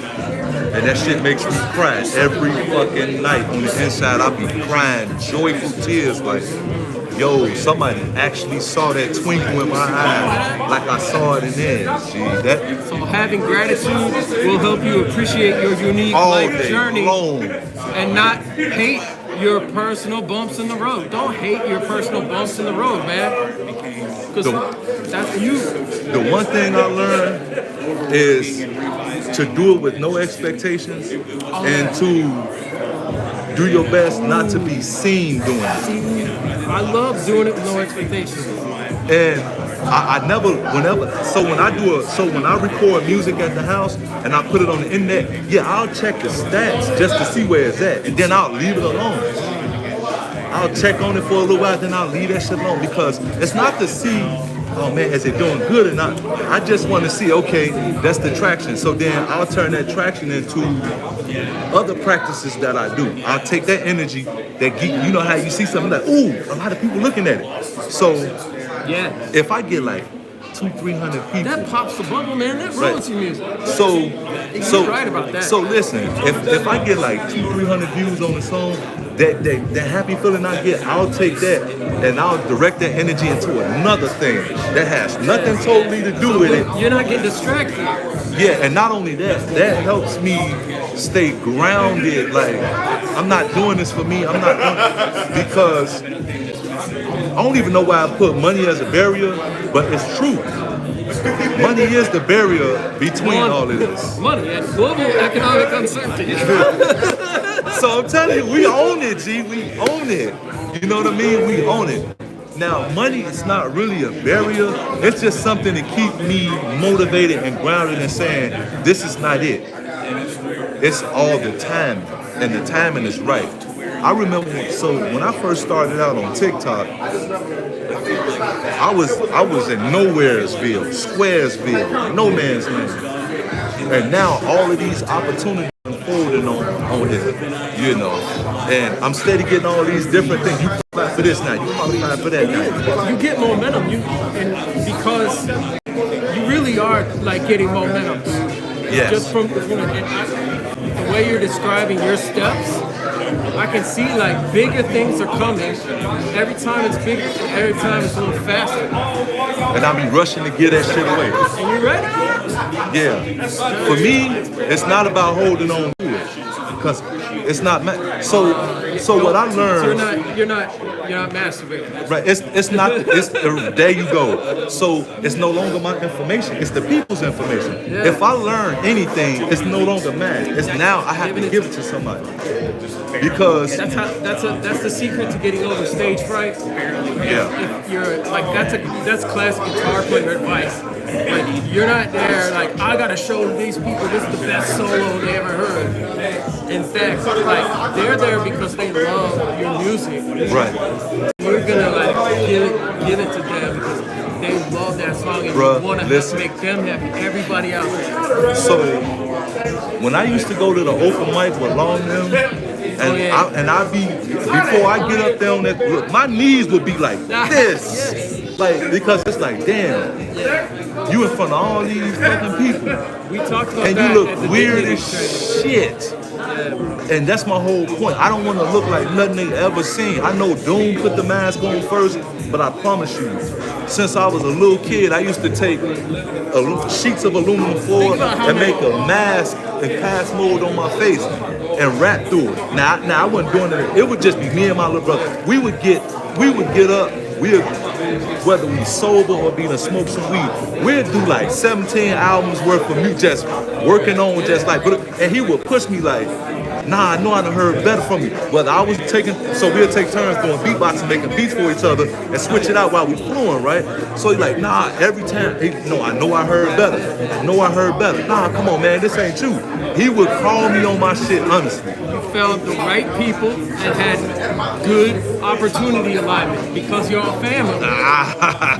You're gonna, it's your family. So I did not grow up with my brother. I have a half brother. Okay. My parents split up. My dad had a kid in France. Okay. I didn't really meet till I was 15 and he was 13. And honestly, like, he's the most important family member of blood relative I got. We always talk to each other. Like, it's amazing to me that we didn't meet that. But that culmination of opportunity alignment there, where you all need what you need and you're together. That's what makes us all brothers and sisters. Yeah. Yeah, man. That's the enlightenment side of things, man. The more That's it. enlightened You are, just the more said you it. will fucking feel that shit. Yeah. And can you be grateful for everything that's happened to you in your life? Because everything unlocks a door to something that you learn to release from yourself. I've defined enlightenment here as being grateful for everything that happened to you in your life. Yes. Okay. Any victim, like self-thoughts, are resentment. Exactly. There you go. Do not put resentment above gratitude. Listen, I'm gonna tell you a story. Right? I underlined that. I was like, hell yeah, don't put resentment above gratitude. I got jumped on, and I felt bad for the people that jumped on me. I'm serious. I was mad than a motherfucker. I'm like, damn, man. You feeling bad for the people that was hitting you? I felt bad for them that jumped on me. I swear to God, I'm not just saying this. I felt genuinely bad for them. Damn. Well, I mean, yeah, I got I want to hear about that. Shut up for God. I love y'all. Man, that was that was very a lot. Excuse me. I ain't gonna lie. That conversation. I don't know if anybody else identifies, but it has me very emotional a little bit. I'm an emotional human though, so yeah. But I honestly wasn't expecting anybody to come up to me, right? Because I'm just like, You're the and that's conductor. I think that's part of what we discussed, but part of my issue is that I feel like I have to be this for everybody. So, like, let me just be this pillar and hold things up while everybody walk by and do these things, and you know what I'm saying? Nobody thinks like, what's going on with pillar? You feel me? And at least that's my thought process. And my thought process is it's okay not to think about me. I'm looking out for everybody. You know what I'm saying? I want everybody to, you know. And my brother came up to me and I was like, what? I didn't even participate in the activity because I'm just thinking about everybody else, trying to be a facilitator, trying to make sure I'm air traffic control. And my brother, low-key, kind of broke me down a little bit, you know what I'm saying? And I just want to be able to identify like some of the things we talked about. A dream of mine is to own a home and have my family, and what I identify as family, wife, children, and home, and a nice ass car.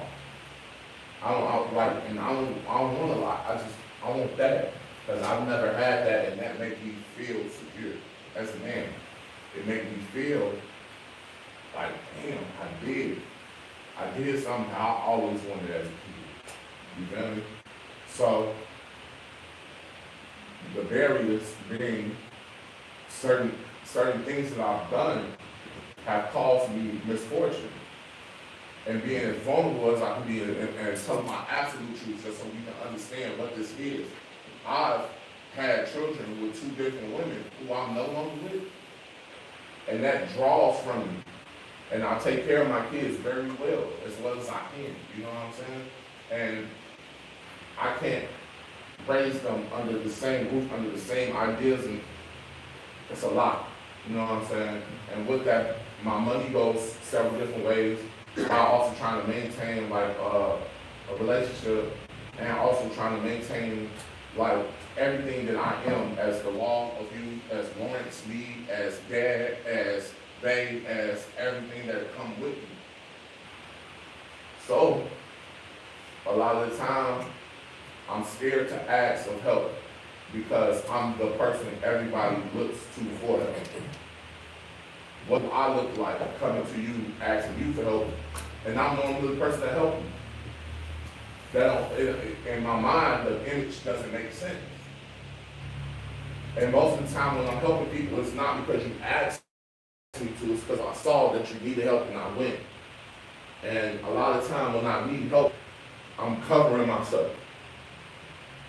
That's a barrier. That's how I'm gonna succeed if I don't have community around me. to help me with my kids, to give me a little wisdom when I need it, to give me some experience to handle certain situations that come my way, right? So, I just want to use that as I guess a little opener. And if anybody would like to be as vulnerable in this, and probably just bring out like one of the dreams they have, and then the barrier that blocks it, and the discussion that happens. So I'm gonna have, by show of hands, I see one, I see two, I see three, I see four, I see five. 5.5. Man, hey, how y'all doing right now? Great. Peace. Peace, man. Cool. Boom. We're gonna start off with Sean. Go ahead, bro. Okay, so again, thank you all for having me. My name is Sean, and one of my major dreams is I'm a actor, hip hop artist, sound healing, all that stuff, yada yada yada. But one of my major dreams is to turn my music into opera themes and perform them with my entire family internationally. And I just want, I want my children to produce it all, manage it, do everything, you know.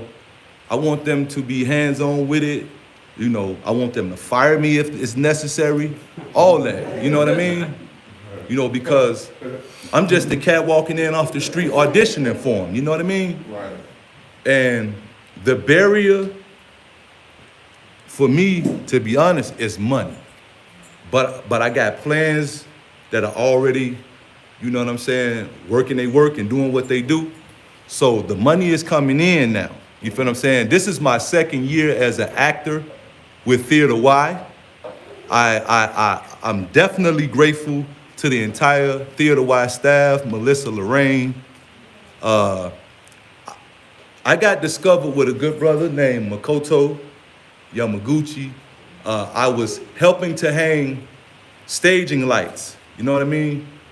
And I was learning all of that stuff. And I got a phone call. Well, actually, I got a text. Hey, one of the cats in the production, Rhinoceros, had dropped out for personal reasons. And I was asked to come in, you know. And that started me on that journey of, okay, all right, now I can go and do the acting thing. Because I was always like, how am I going to break in? And that happened. And just being consistent with your own self on the days, even when you feel like sludge, don't worry about it, because that sludge is the lesson. And in that lesson, you will find that no matter what's going on around you, the only person that can save you is you. Thank you.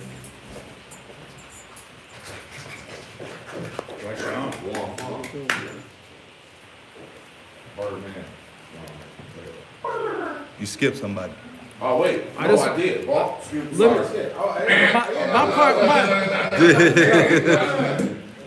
My part's connected to what Sean just said, because when he got the role in the play, I was like, that's because you were ready, and success is going to be readiness, timing, and opportunity. Mm-hmm. And if you have your readiness, when you get that opportunity and you get the role, you smashed it because you were ready. I see. And that just led me to focus on gratitude. And because everybody was talking about things that they wish hadn't happened, but that got built in. And I said, this is what I wrote down. Can you be grateful for everything that's happened to you in your life? And any victim, like self-thoughts, that's resentment. And it doesn't work to put resentment above gratitude. So decide to have gratitude for everything. Even you, man. Thank you, bro. So, and I just want to say one more thing. Somebody let something stop them from coming here tonight. So give yourself a round of applause for getting out and building that stuff. At 5 something, about stuff at the crib, so, like I said, I'm gonna be as long as I can be. He on punishment right now. But, outside of all of that, I asked somebody for a ride here. I don't normally ask people for rides. I kind of sometimes ask this beautiful woman for a ride sometimes, but that ain't, I try not to ask for nothing, like, you know what I'm saying? And I asked, and I got the response that I was fearful of, which is why I don't like asking for shit. And that turned me completely off from coming, you know what I'm saying? And mind you all, I had supplies for this thing, and they are somewhere else in somebody else's car, and they're not able to get here, so this look a whole lot of different ways. So all those things discourage me so much from coming here, because I hate having to ask people for anything. God, and I gotta ask, because then I have to get the possibility of being let down, and letting down other people, you know, and I understand it's a lot that come with me, so, you know, I'm thankful that you said that, because I did push through and get here, and despite what it took.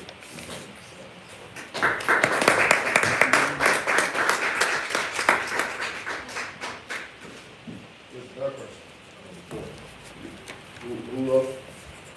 Well, no, I'm going this way, like, so I'm just. You get that. Alright, so one of my dreams, mainly, before rapping everything, was live off my heart.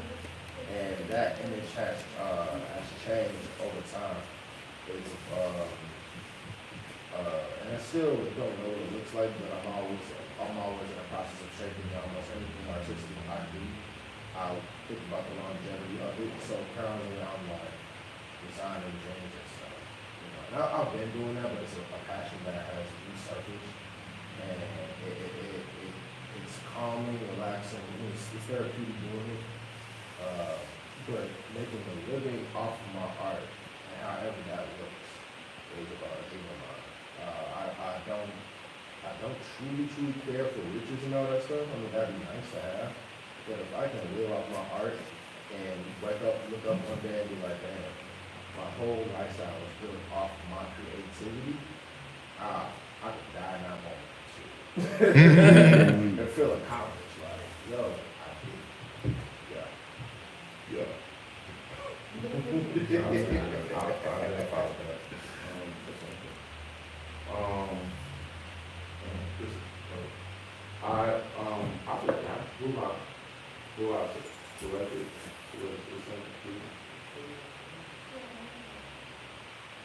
Y'all too, right?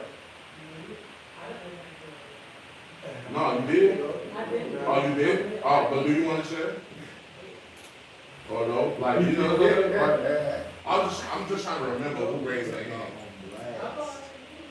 Alright, cool. Go ahead, brother. Hey, can I say that you came in, it's like, yeah, I'm hating, I'm gonna have to leave.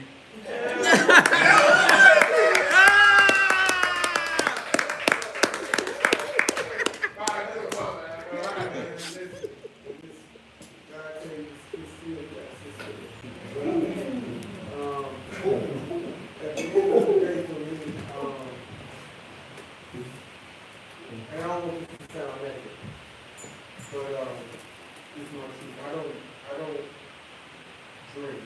At some point in life, I got to the point where I don't drink. I have aspirations.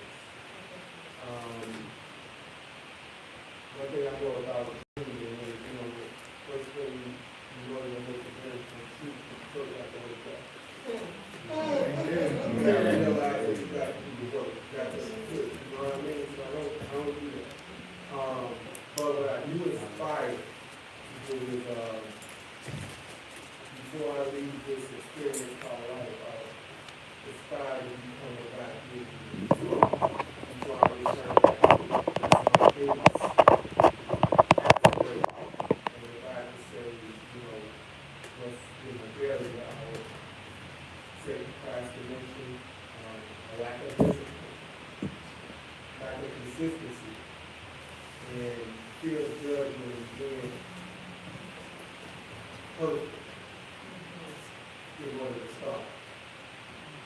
You know what I mean? And before, I gotta say something. I gotta say something to you first. I'm sitting here listening. I do a lot of work with kids in the community. And I'm looking for ways to engage them and stuff like that. I learned so much tonight on how to do that. Just listen to you talk. Listen to you facilitate this thing and everything that came along with it.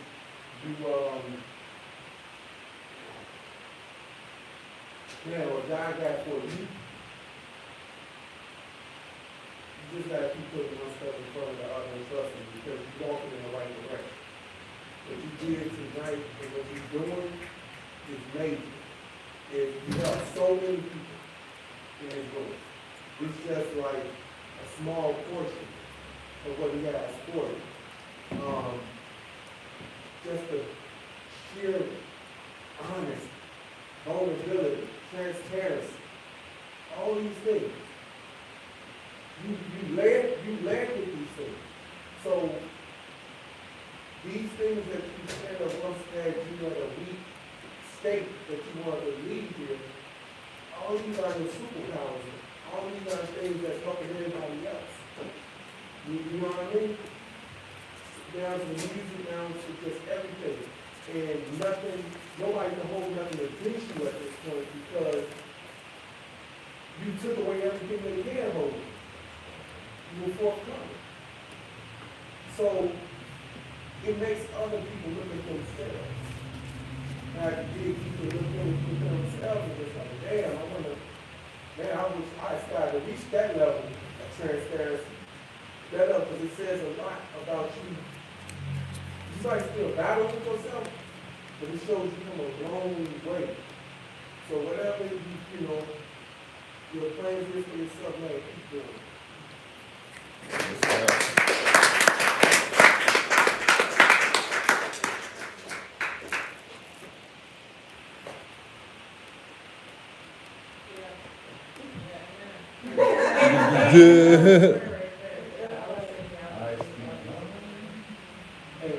And real quick, I know I was really from that company guys.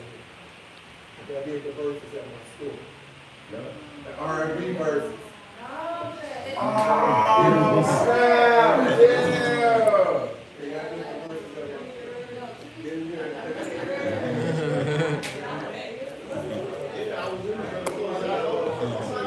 Yeah! Yeah. Wow. It all just come full circle, man. That It just come full circle. This is life, lifing as they say. It was me. Yes, I know. if we have chemistry, it's not me plus you, it's me times you. Yeah. Did you copyright that yet? No, but I heard that somebody say that. It's somebody else said that. I love that.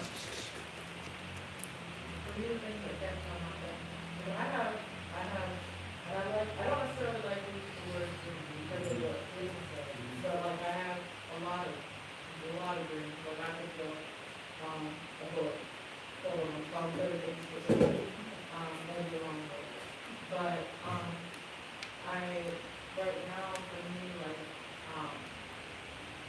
what I'm looking to do, like I want to find a space that like right now I'm really helping me so much. So that's like I don't actually really out of right now. I'm taking my responsibility right now, but like those things are happening, but I'm also trying to find, place my own business and do this so they can help me kind of partake in her. But I know one thing that was kind of help me is like I can look at you and I love my own creativity because like not feel like like growing up for me, I have to raise people.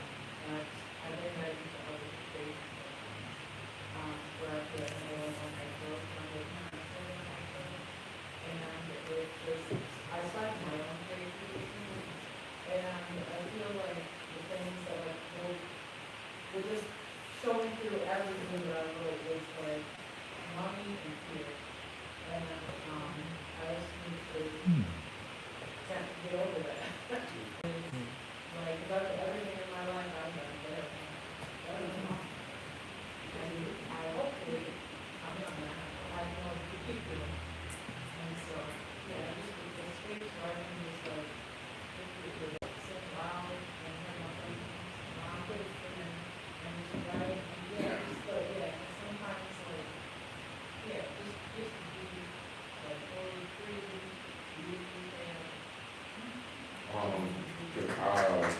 Right on. Now Right that- on. Now that the emotional chokehold is off of my throat. Yeah. Nah, She say it there, bro. I super Yeah. identify with that growing up. A lot of things I've learned have been subconsciously for freedom and like appreciation. Growing up in a household where everything was like, I'm a middle child, baby girl got baby girl treatment, older ones got benefit of the down treatment, you older, you blah, blah, blah, and then there's me. A lot of the things I do, I seek validation because I have little of them. And if I don't feel validated, it stops me from doing it.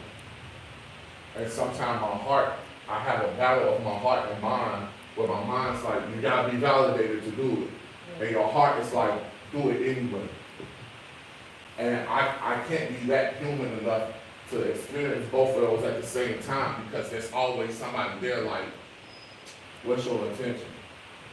And my attention could be, and it's like, I don't, like, you know, and I feel like a little kid again.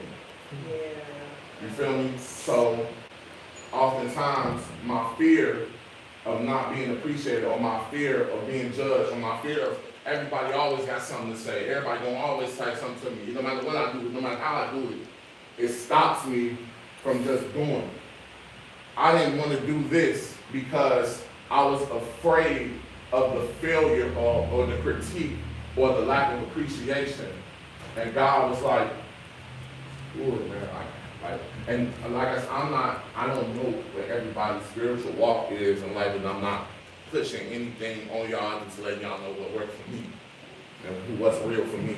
But I super identify, and I'm glad you said that, because you low-key unlocked thing in me. And I didn't realize. I realized it, but you don't, like, you tend to push that shit aside. Yeah, push that shit around. And it's still attached to you the whole time. Yeah, it's getting heavier and heavier and heavier. And now it's caught on to something else now that you're dragging, and it's like, why is all these, and it's just because you didn't snip the thing, right? And I'm working every single day to be a better man, and to be more confident and blessing, and be a blessing to everybody without looking for. But I'm also being conscious that I don't want to give too much of myself where I'm giving out the critical parts of myself and not looking to see where I'm getting that back. Because if I give too much of my critical parts, if I give you my heart, I need my heart in order to live. I'm giving you my heart, and now I'm dying because I gave you my heart. When I should have kept my heart, it gave you something else to feel. That, you know what I'm saying? Type shit. You got a heart. I'm giving you my heart. And that's just an example. I'm not saying an example of like love or anything like that. I'm just literally speaking metaphorically, like literal metaphorically, whatever. I can't give you.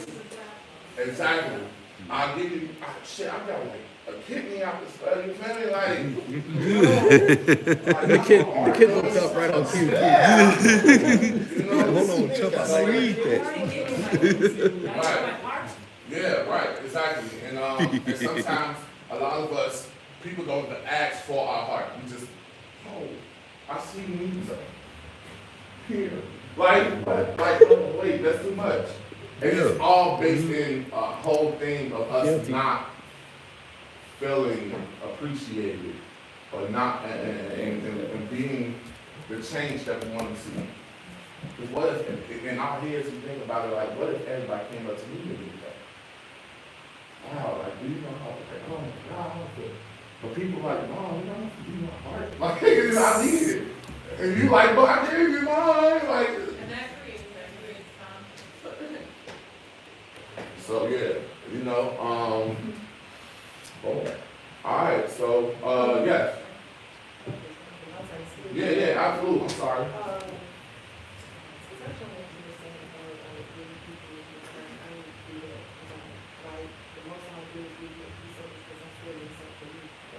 So, in order for me to like, cause we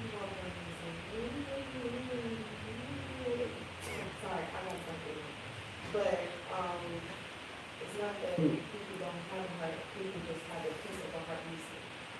Meaning like you still have heart to pick what you need to do instead of what you have to do. You still have heart to something. Right. You just missing a piece of it. Or you missing a part of your person.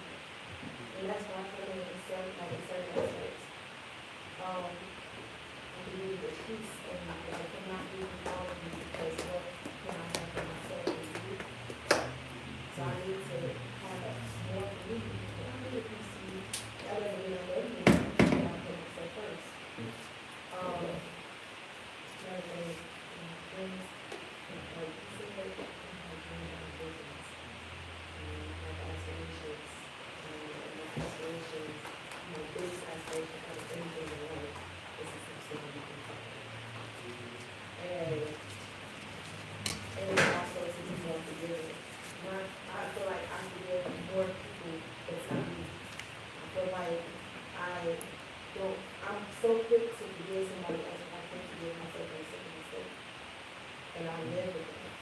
Like people don't like, you don't mean what you do. But what about yourself? You do it yourself. And sometimes I forgive myself for myself. Because I know it's a pleasure to forgive myself. Because also you can benefit that conversation that you was talking about. I don't have anybody let it attract to you. However, in certain instances, you have to ask. Because what's the best way to say those things are good. So sometimes you have to ask in order to be good. That's okay. You know what I'm saying? Like, sometimes you have to do that. Like sometimes you gotta take that shame back off. And just be like, that's why I started to be more understanding with myself instead of understanding to others. I feel like I did more like everything else. So, like, I'll play on my heart, but I'll give everything else, you know what I'm saying? But my heart, I can't do it. I can't do it because, like, I put my heart into everything. And if I keep giving my shit out, what the fuck am I going to be left with? Seriously, not the person that's good. You know what I mean? But, the barriers of that I face of not believing myself is that I have lack of motivation. I have lack of self-discipline sometimes. And it's really frustrating, especially when you have an outing party, and especially when you get depression and stuff like that, and all you need is stay up, you just like take it one punch at a time, and you just take it one for blow, and you just have to see what it takes. But, I'm breaking barriers.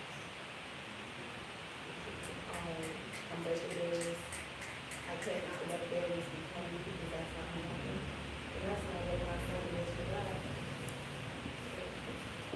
That's what my son is saying. And thank you also for this too, because, you know, like I made a promise to you also. You was gonna be here. You said I I may need be to late. be there, but I may be late, but I was gonna be here. you was still right on time. Whatever time you made it, that was purposely for you. Y'all, we got a good, I want to say 10 minutes left because I want to leave the last 10 minutes for us.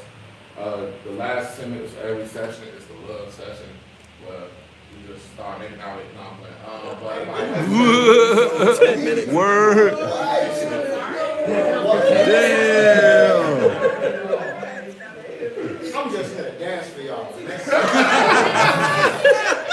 I'm going home. That's the love session. Last 10 minutes of every session going forward is just the love session where we just Like kind of connect with each other, you know, hug the person that you probably been talking to all night and give them like some words of affirmation, things of that nature. But during the last 10 minutes, what we want to do is create, each person's going to create a thing. It could be visual, but what you want to do is you want to acknowledge your goal. So now we acknowledge everything that's stopping you from the goal, but let's acknowledge everything that comes from the goal. So this last part is you can pick one goal or multiple of them. Ideally, if I'm drawing this out or if I'm just writing this out and I'm being creative in a write-out way, I put all my goals at the top of the paper, and I'm putting all these different arrows of things that come from it, like money, like or being specific, like $689,943.72 type shit. You know what I'm saying? Like whatever comes from you pursuing that dream, once all those barriers are out the way, let's look at everything that comes from it. Because that alone, seeing all those things that come from that, could drive you to not even see a barrier. You feel me? So that's what we're gonna do for the last 10. We're gonna go ahead and you can write a rap about it. You can draw a picture about it, whatever the case may be, whatever your creative way of being like, these are all the things that I'm gonna get due to me pursuing my goal. Everybody got it? Yep. All right. I'm gonna go ahead and play some.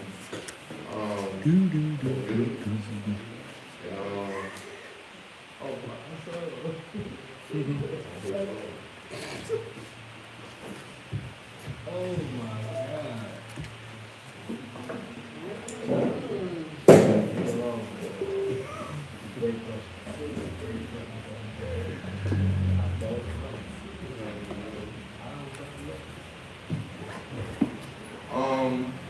Bathroom. Are we using the second floor? Yes. Yes. All right. Can Yes, right there, actually. Let me, yeah, I'll show you. Yeah, it's not intuitive.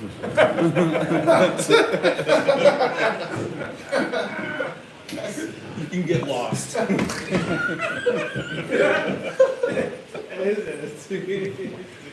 Yo, man. So, I'm gonna skip ahead to the love section. I actually brought this for you to borrow this for a little while, man. Yeah. And record yourself with it. So now I'm gonna give you a sign. Number one is you need 4 AA batteries. The fucking batteries aren't in here. And I was like, about to not give it to you, bro. But then I was like, why am I letting 4 AA batteries stop me from giving this man this gift? Yeah. So, like, I use this to record shit here too. Okay. And you'll be able to, like, do that shit too. This is a Zoom H6. Damn, homie. What you pay for that? I got a good deal at $150. $150. That's it? Yeah. He paid $300. New is $400. Technology's amazing these days, man. $150. This does a lot more than you could do with $150 in 1996 when I was in high school. Check out these mics. Oh my God.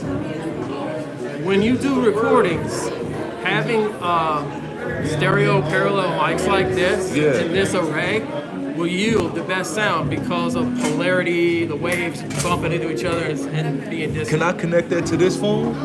Yeah, I bet. Is it Bluetooth? Yeah, no. So this is the older shit, right? Okay. Probably started making them in 2006. I mean, there's probably an audio. There is aux in. There's you can definitely connect to it. You can connect 1, 2, 3, 4, 5, 6 I got the cords at the house to do that. So yeah, these are like mic cables. okay, so I got so the reason why I asked that, I record my music on a recording app called Veloco, right? And it's pretty good. It has really good sound quality. So using that, right? I was saying, like, if I can connect that to Veloco, if I can hook this up to my phone and it registers with Veloco, you know, as far as enhancing the sound quality. Oh, I see. No, you don't have to do that because you can anything you record on this can go in any mixing software. So what I want to do too is when you have recordings of your chakras, bells, I will use them as samples in my own music. I'm gonna put them on my Say no more. Say no more. I got you. I got you. You'll figure out a lot about recording and making audio. And I was just, before I even literally looked at this and thought about it, this is the basic lesson, man. If you have 2 microphones and you set them up like that, that's the best way to record. It makes sense. because of the sound waves, right? Yeah. That way they don't interfere with each other. They cancel each other out, so each one really gets a nice separated recording, and it will be stereo. When we get done with I can't this, wait to hear I don't those know. sounds. Right, I don't know why I was tweaking like that, G. But when we get done with this, I may have it in this phone. But just in case I don't give a fuck if I got it in 15 times. I need your number in my phone, man. Cause we need to, you know what I'm saying? Yeah, like man, acknowledge it and shit. We're coworkers. Yeah, and that's fucked up. I ain't got my coworker number in my goddamn phone, but it's all good. Wait a though. minute, everybody at this party is like, I wish that my job was making music. It's like, well, let's make a company. Let's do that. This is where it's at to do that. You know what I said? You know what I said yesterday? That we gonna send a signal to the universe that we need an artist loft right next door to here. To where, like, if we got projects here theater wide that requires us to travel back and forth, we can come here and sit and chill. We can spend the night up there when we have to doing production. So when you get done with the production, you can, hey, look, man, I'm gonna stay over here at the artist loft. Ooh, I'll be home tomorrow after I get some good rest. And then it's just a good place to vibe, connect, chill, share ideas, and have a recording studio in it. We can produce music of all kinds, whatever we want to do. And and it's a great place for us. That's actually right upstairs. That's like my music studio in the Catalyst Music Space. It's the second floor. We built the music studio. That's why I want this shit to be working, because I built the fucking music studio here. Oh my God, yes! I even put like my home, and I want less clutter in my home. I was like, He said all the stuff that comes along with it. Get my studio out of the house, man. All my shit's at home because like construction and whatnot. Ready, have it. My mama, bro, that shit killed me. Yeah, you got that, man. Everything for my dream necessary, I already have it. It's just building. This place building actually needs itself. people that know what they're doing with that shit too. Right? Yeah. They really do. That's why it's an opportunity.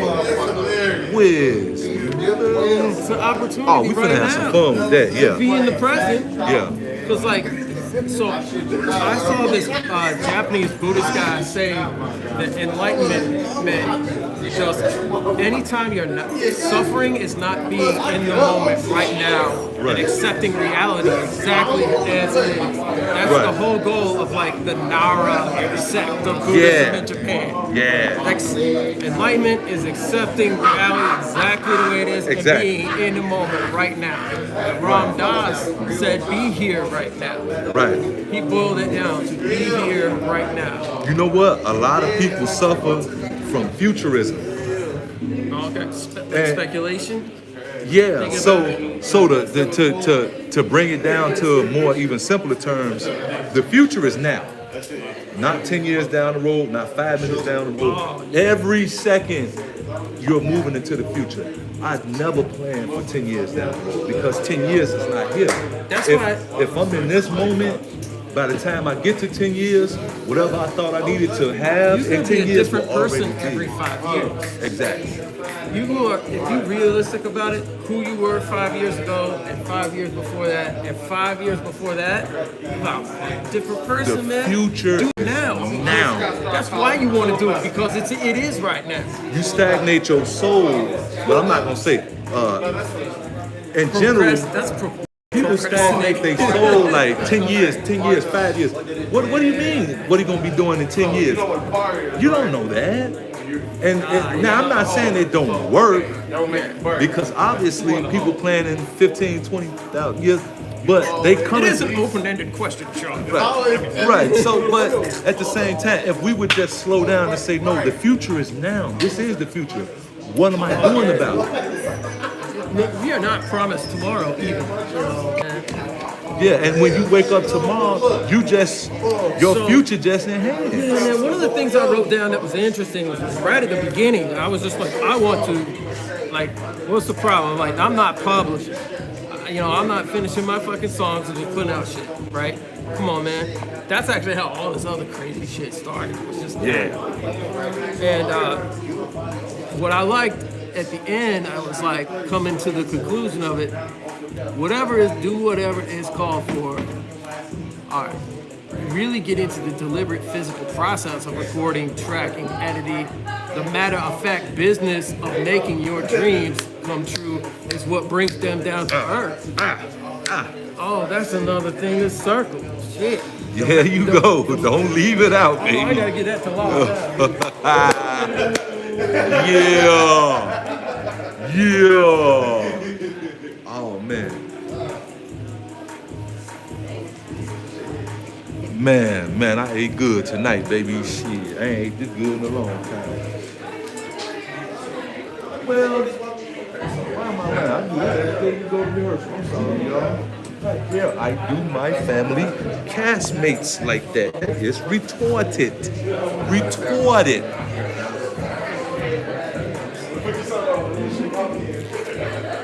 Oh man, this is crazy.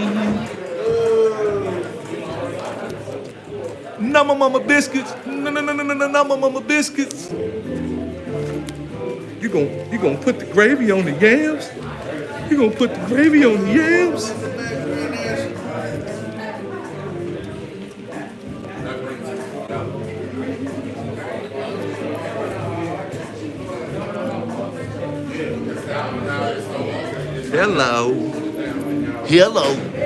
Hello, sneaky snakes. Hello, I love that joint. Hello, what y'all planning over here, sneaky snakes? Hello.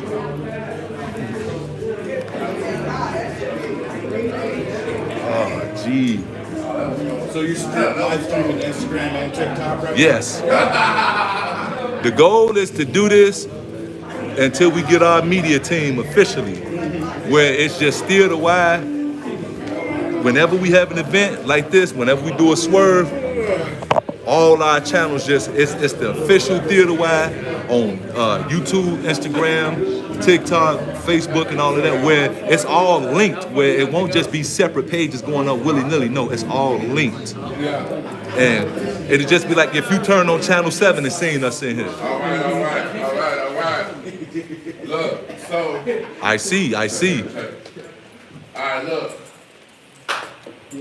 Man, as we are coming to the end of our night, I want to first start out by saying thank you to every person that shooted and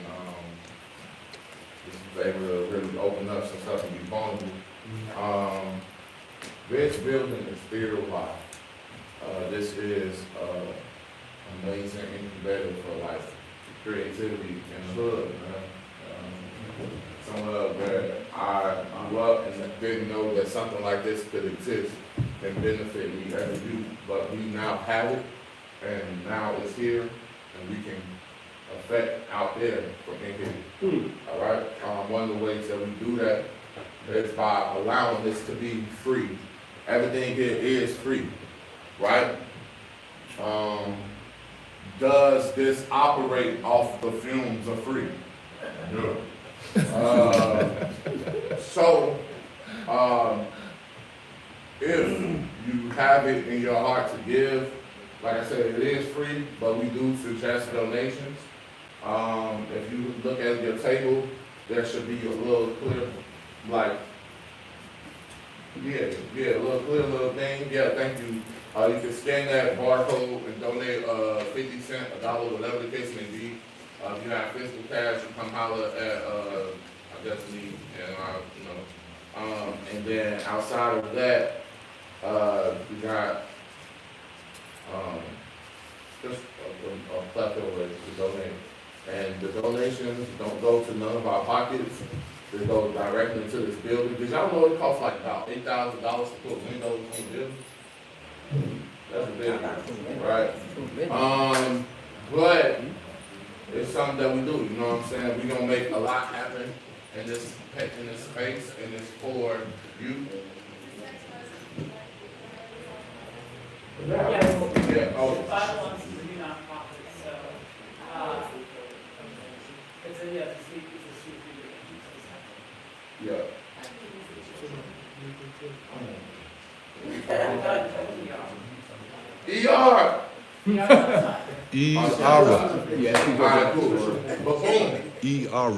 Yeah, so this is a dope space. and it's very beneficial to a lot of people that's in this neighborhood. So we want to continue going to it. Outside of that, every Friday is something going on in this space, right? So if you check out the little postcards on y'all table as well, this is part of that. This is called a Friday night swerve. You feel me? Every first Friday, it's Talent Takes the Prize. That is $100 go to artists that come up and do something very spectacular, blows us away, and they get money for it, right? Last time we did it, I gave away 2 prizes because that's how it came. You know what I'm saying? What up? Then the second Fridays we have Performance Sandbox. The 2 hosts for that are right over there in that area. You know what I'm saying? Oh well, really the Makoko. You know what I'm saying? That's my dog. You know what I'm saying? He almost took the money last time because he did something so abstract. It was just still cold and kept everybody captivated. All right. So that's basically you. If you do any visual art, music, perform anything, that is the space you want to be in. Third Fridays is voila. How much therapy writing workshop. I don't have to really talk too much about that. Y'all know about it. Every third Friday we're gonna do this. Every third Friday we're gonna do this. All right. And fourth Friday, which is next Friday, is the Soul Salad by my homeboy Marvin Tate. Soul Salad. If you don't know who Marvin Tate is, God damn, that's the smoothest motherfucker on earth. You know what I'm saying? But he has a lot of different components like jazz and blues and just a lot of musical different offerings to and make it a salad. He makes it a he just raw. So that is what's happening. We do have a couple Fifth Fridays throughout the year, and those are going to be things. What's Fifth Friday? Sound healing. Fifth Friday is Friday in the month where like you have 5 Fridays. Okay. So like literally. What's the month that's a Fifth Friday, for example? May has 5 Fridays in it, as does August. Yep. See, boom. Shout out to the Theater Y. Shout out to the Theater Y people. If you are a Theater Y staff member, raise your hand, make some noise or something. You know what I'm saying? Yeah. You know what I'm saying? Wow. The sound, the everything, man, I super appreciate y'all. And not only do y'all come support with that, y'all actually participate and y'all make me feel like I'm doing some shit. Shout out to our dignity training that happens before every session, especially on these. Third Fridays, we have dignity training where we actually play of what it looks like for somebody's dignity to be taken away from them, and we discuss that. Because these are very sensitive topics that we are talking about, and why not have a dignity training so we can learn not to disrespect anybody's, dignity. Shout out, to the 2 out of the 3. Amelia is the person that's over it, you know what I'm saying? And I just appreciate being a part of that today. Because that definitely opened my eyes to a lot of different things and just being able to see it actually roll play out. You want to say something? Yeah, no, thank you for suggesting the Tuesday, and thanks so much to Corinne and Naya, who's around here somewhere. Thank you so much, because it's an integrated thing in the community. And as we go, as people see situations where dignity is violated, that's like, you're like, what can I do about that? Talk to us. We want to take the struggles of the community and act them out for people in the community, and people in the community can participate in the action too. And then we find different possibilities. We're using stuff from all kinds of different sources, including international conflict negotiations and warning parties. So that's a really cool thing. We do 6 p.m. Third Fridays. They out there. And we'll be doing a couple on other Fridays too, but this is our home base. Yeah. So, boom. 6 p.m. That is what Theater Y has to offer to you. Understand that also, man, anytime you come to a Friday night swerve, you are going to be fed. Also, do understand that every time you come to a Friday night swerve, it is BYOB. I don't necessarily suggest bringing liquor into this particular environment when we talk about emotions and stuff. Hell yeah! We're gonna get this motherfucker. All right, everybody shout on 3.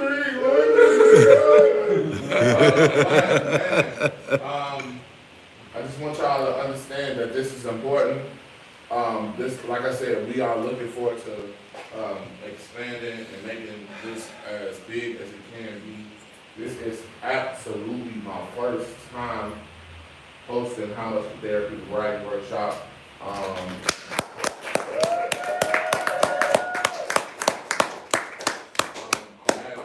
If anybody know any videographers, you raise your hand.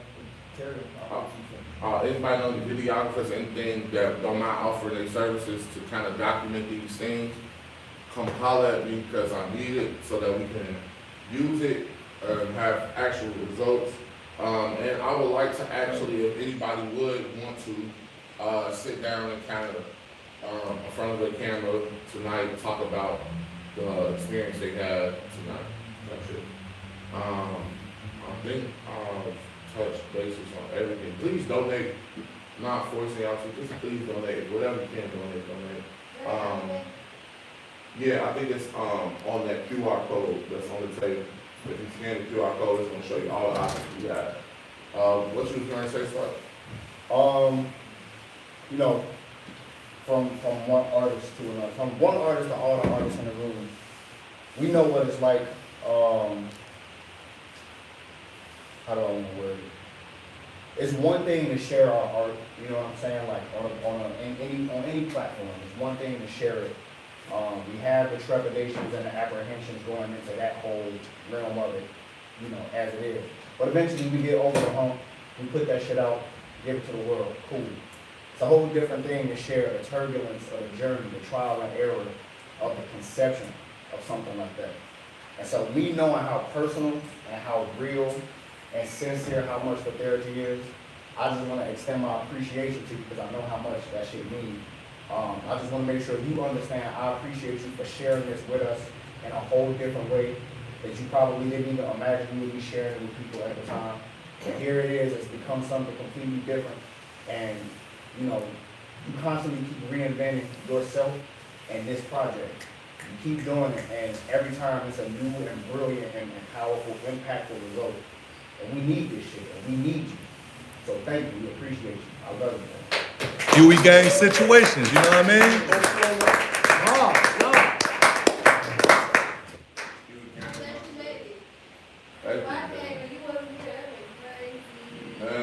You know, I was like, hey y'all, sorry we couldn't make it. Eon, what up? Yo, I'm still here. Yeah, shout out to Eon. Hey Eon, somebody had a question about the receipt. If they donate, can they get like a receipt of the donation so they can be tax write-off, something like that? Yeah, shout out to Eon. And also, I'm gonna give a big shout out, even though she's not here. I know she's gonna probably feel this wherever she got. Shout out to the president of Theater Y, the mayor of Theater Y. It was her birthday yesterday. Big dog of Theater Y, whose birthday was yesterday. Shout out to Melissa. She's probably somewhat turned the fuck up, which is the right way to do it, you know what I'm saying? You did. All in all, man, I'm glad that y'all was able to be here. I'm glad that y'all was able to receive something. You all show me. And sometimes I need to see myself in order to see where I'm going. Sometimes I need to see myself in order to be like, all right, and I appreciate that. I am thankful. Another thing outside of Theater Y, me and that young man right there hosts an open mic every 2 weeks. The next one's coming up this upcoming Wednesday at First Presbyterian Church on 6400 South Kenbark. If you need to get in tune with me about anything that we're doing, please do, because I share it on my page. It's a place where you can just come and perform and do your thug business. First 3 people get to perform 2, whatever. And I'm just thankful, man. My heart real full right now. I wish I could open it and show you every level of how full it is. I just need y'all to understand. Just cry, bro. Man. I'm taking my heart out of my chest and shit. But, man, thank y'all for sliding. I love each and every one of y'all. And we're going to vibe out at the end. Shout out to my DJ. Even though he didn't have to DJ today, he will be our team DJ for like Time to Take Surprise. And my boy Rizzo got also a very similar competition going on. You want to speak on that real quick, brother? And until the 25th, you know, it's already set, you know what I'm saying? But you can also, you can definitely come and do the open mic after. But the winners take $200. If you come next week, if you decide to come, you can get the next showcase coming up every month. It's always going to be a $200 cash prize. So yeah, shout out to I gotta give a big shout out to everybody that do play a part in me being who I am right now. I want to give a shout out to my brotherhood, Huey gang. Thank y'all for coming to support me. As y'all know, I tell y'all all the time, y'all don't have to, but y'all do it anyway. And y'all look at me crazy every time I say that. Like, boy, get your goof ass on. Like, I get it. Shout out to Mastermind in the building. You know what I'm saying? King Quan, Starlight, Melanin Blossom. I want to shout out to the Blossom again. Shout out to my kids. They knocked out. Shout out bro, Rizzo, and everybody that accompanied you. Shout out to one of my day one, the for really popping up. I remember we were at his joint. He was like, I gotta come there, and he was like, I'm gonna be there, and he came. Shout out to Theater Y team, bro. Y'all are slowly becoming super instrumental in the development, the newer Law of Huey, man. Shout out to my boy Dan. We talk every day and we be bullshitting every day, but that man is very supportive of a lot of things that I do. So shout out to him. Shout out to Melanie Blossom again because she just deals with a lot of sides of me that nobody get to see and help me and put that in where I need to, and also that is my landing place for love, you feel me? Like where I want to express love, and if I don't have that place, I just am built up with all of it, and that's a very dangerous thing, low key. Like when you want to express love, it come off in other forms, and I don't want to do that to nobody. So she's very instrumental in me being the person that I am before y'all. So I want to thank her again, and that is the end of the night. I love y'all. You can vibe out. Yeah.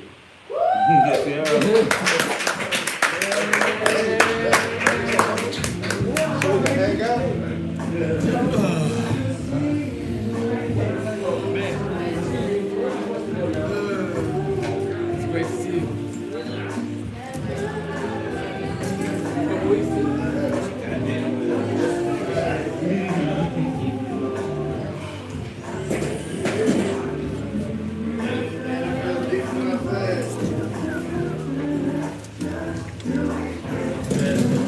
Don't have a rehearsal on Sunday, right? No. I'm gonna be here with Clay. Yeah. But for the learning the sound system and stuff. Oh, you coming for that too? Yeah. Oh, well, I see you Sunday then. No, we're not live. Goddamn pros. Oh, hold on. Let me be there Sunday too, man. Yeah. I know. Hold on. Wait. Before you go, let me shut this down. Oh yeah, let's change. Yeah, let me shut this down. Bye, y'all. Okay, good. Whatever. We'll check all that out later on. Don't tweak on me now. Let's not tweak on me. Put it in there. Oh, okay. Hold on. Yeah, I want the Midas touch. I want the magic touch. You know what I'm saying? Oh man, what you know about it, baby? What you know though, cause you just said it. Oh, that's like Midnight Star, man. Oh.